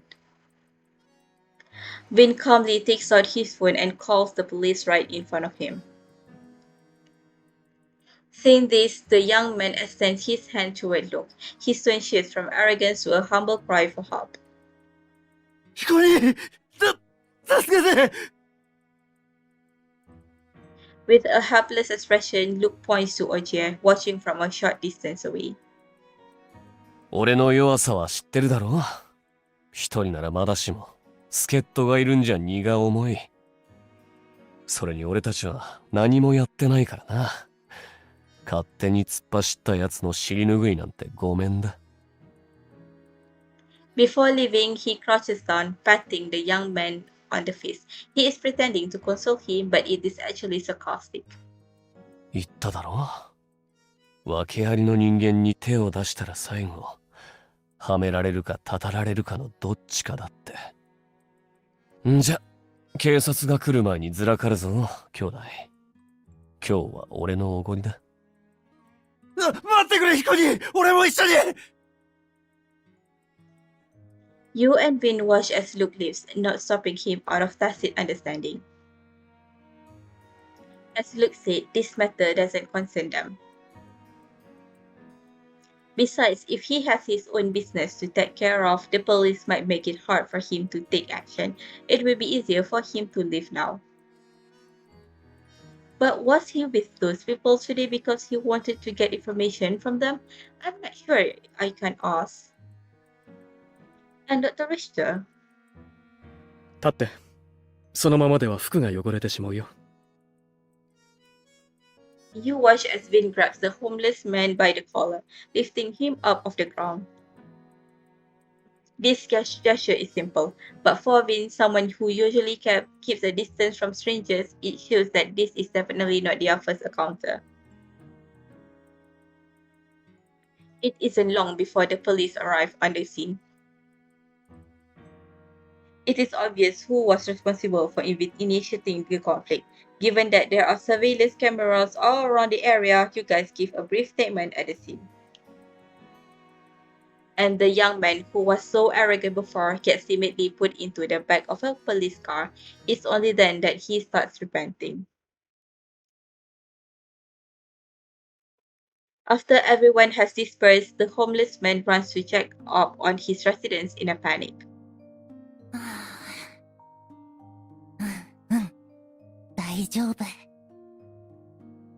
He pats the bedding that was kicked. Then the large man with a childlike demeanor looks back at Vin. さっきのモリモリ、すっごく怖かったよ。本当に驚いた。そういう君もね。Seeing this, you finally can't help but ask. Wait, do you guys know each other? うん。もう何度も遊びに来てくれてるよ。彼にとっては調査も遊びの一環みたいでね。Sensing that Vin is deliberately dismissing their relationship, Oja explains with a smile. However, it feels more like he's adding insult to injury. 今日も調査で訪れたのですが、彼の姿がどこにも見当たらず、坊ちゃんはひどく慌てておられました。間に合って本当に良かったです。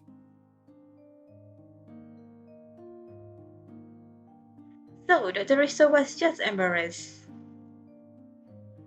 You nod in understanding, crouching down at eye level with the big kid who is still counting his possessions. What's your name? 名前は。アキラさんだよ。LB. It is rare for Vin to interrupt someone, but you don't pay it any mind as you continue to try to talk to LB. So LB, if you know Vinny, how come you ran away when you saw him during the day instead of going out to greet him? それは他の人の前では他人のふりをしなさいってモリモリに言われてたから。でもあなたは友達なんでしょ？僕が助けたのはモリモリの友達だったからで、ちゃんとふりも続けてたし、約束は破ってないよ。というか、話しかけてきたのはモリモリなんだから、怒るべきなのは僕じゃないかな。Vin's embarrassment is palpable at this point, and he attempts to cover it up with a cold snort. Faced with this rare opportunity, you prepare to strike the finishing blow. Why is that, Vinny?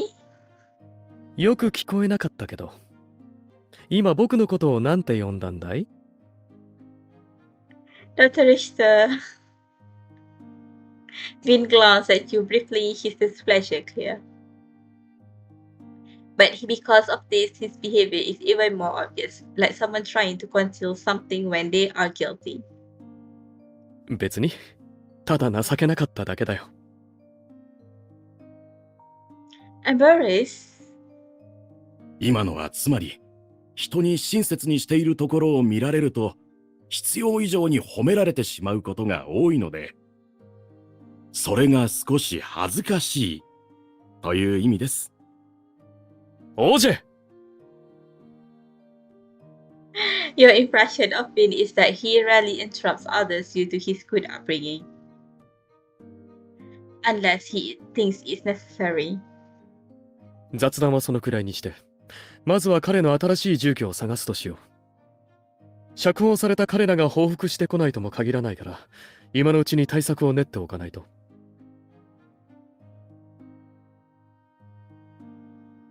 Arjun nods while looking at the clutter on the ground. これらの荷物は、すべてアキラさんのものだから一緒に移動させよう。処分するにしても、アキラさんと相談するように。As he says this, Vin walks over to the corner and picks up the water kettle that was knocked over by the young man. The kettle is decorated with colorful cartoon stickers, many of which are nearly scratched off. Evidently, it was scavenged from somewhere. After placing it next to LB, Vin glances at the pile of luggage he was packing. それは一体何だい？ He points to a newer-looking sweater that has been carelessly crumped into a ball, with a slight hint of displeasure in his tone. Seeing this, LB bows his head submissively. 最近寒いから、時々知らないワンコが来るんだ。ならここに残しておこうか。What's with that sweater? Could it be? Ogier, keenly aware of the doubt evident on your face, speaks even though he knew he shouldn't. あちらは坊ちゃんがプレゼントしたものです。Let me help.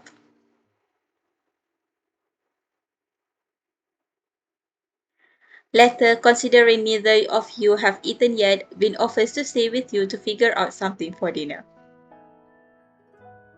After Ogier drives off with Albie in his car, the two of you wander aimlessly.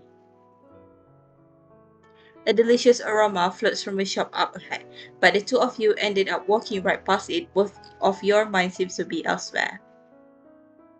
Dr. Richter, Captain Morgan said that Lethargy was being followed by a homeless man around here, even called the police.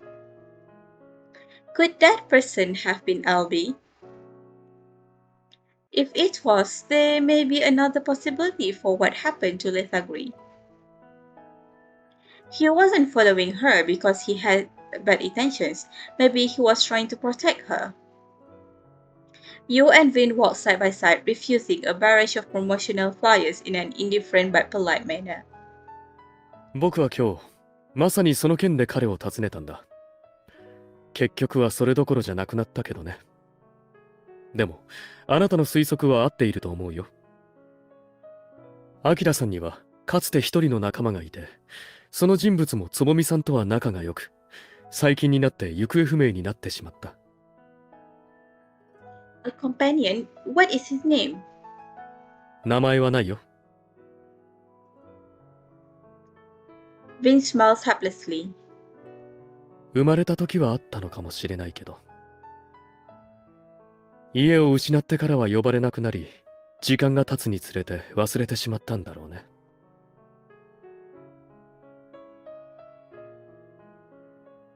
Then how did you know Albie's name, Dr. Richter? 彼の名前は僕がつけてあげたんだ。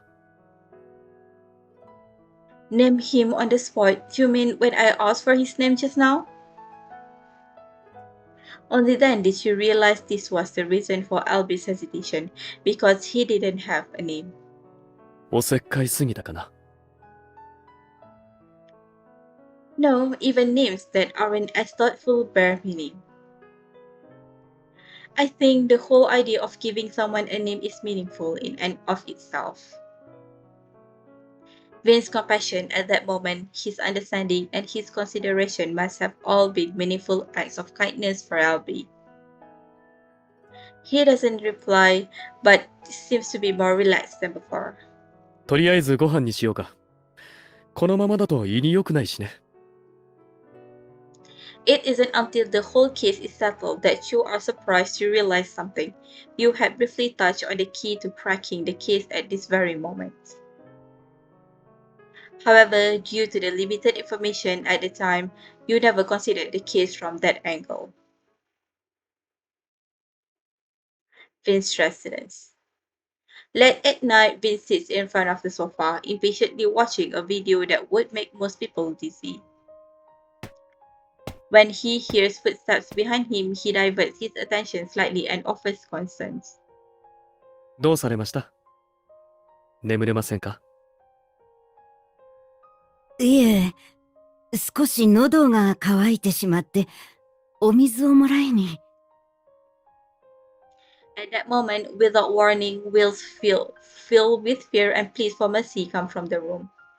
何もしてないのに、どうしてあの人たちはこんなにひどいことを。ごめんなさい。ごめんなさい。もうやめて。殴らないで。Jill Meadows trembles as she puts down the cup, glancing at the video Vin is watching. Several mossmen are wielding sticks and terrorizing an elderly person who is kneeling in tattered clothing. The more the elderly person cries like a child, the louder and harsher the laughter of the mossman gets. すみません。驚かせてしまいましたね。As if sensing the cup has been placed on the table, Vin turns off the video. But his eyes do not look away, remaining on the video that had been shut off. He taps his finger thoughtfully as if talking to himself. 優しいと思っていた身近な人間が裏で悪事を働いていると知ったら、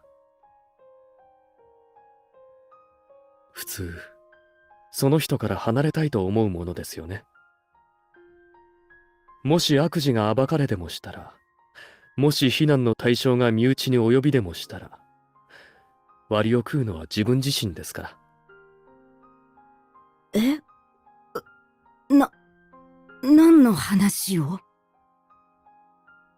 Vin turns apologetically to Jill Meadows with a smile, then he heads upstairs to bed. いえ、何でもありません。おやすみなさい。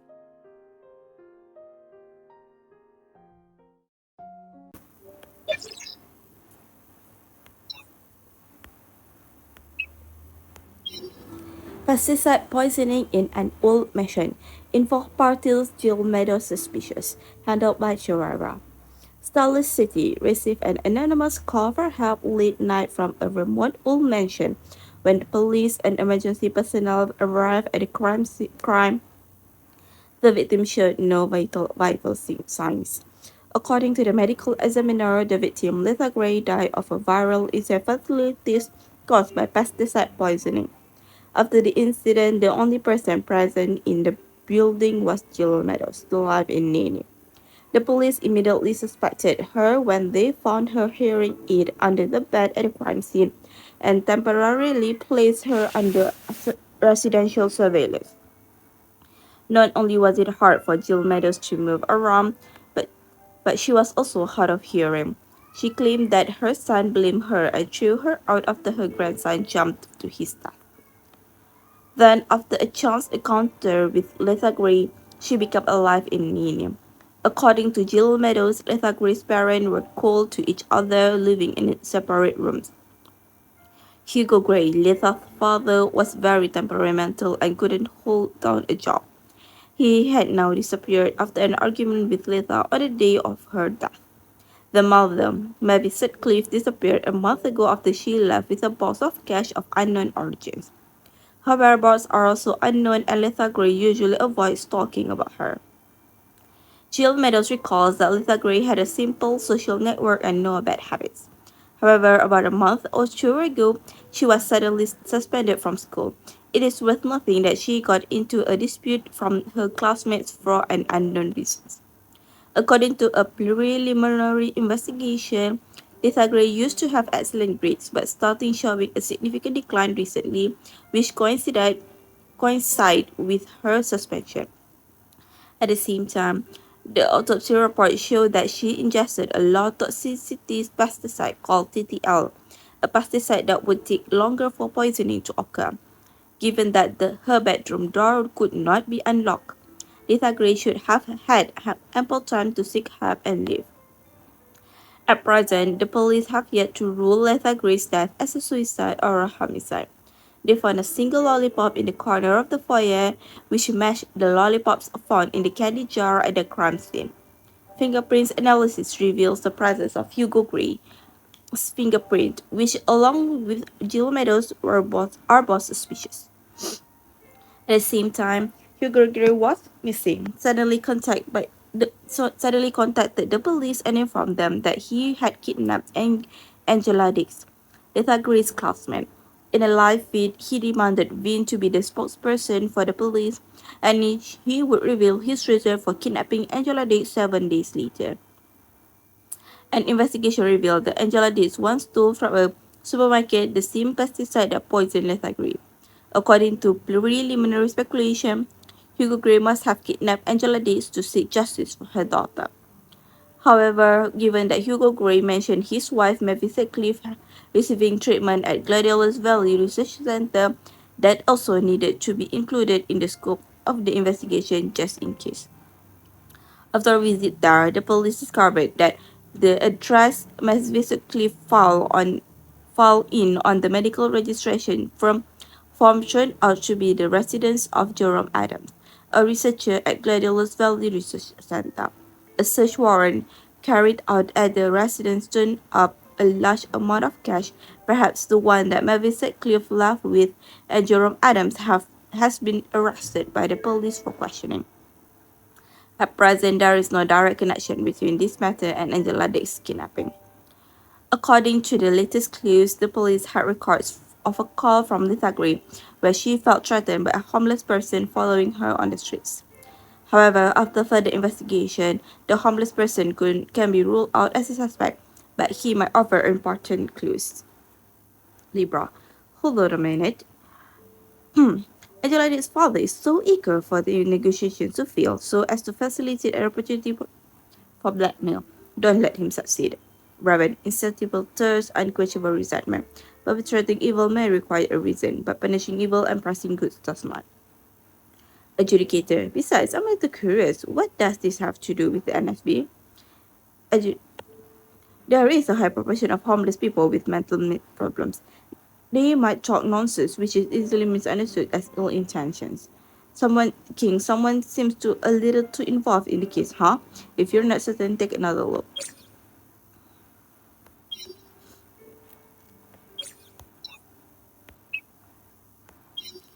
Jill Meadows, female, 65, live-in nanny. The live-in nanny for the Gray household grew up in the countryside and never received an education.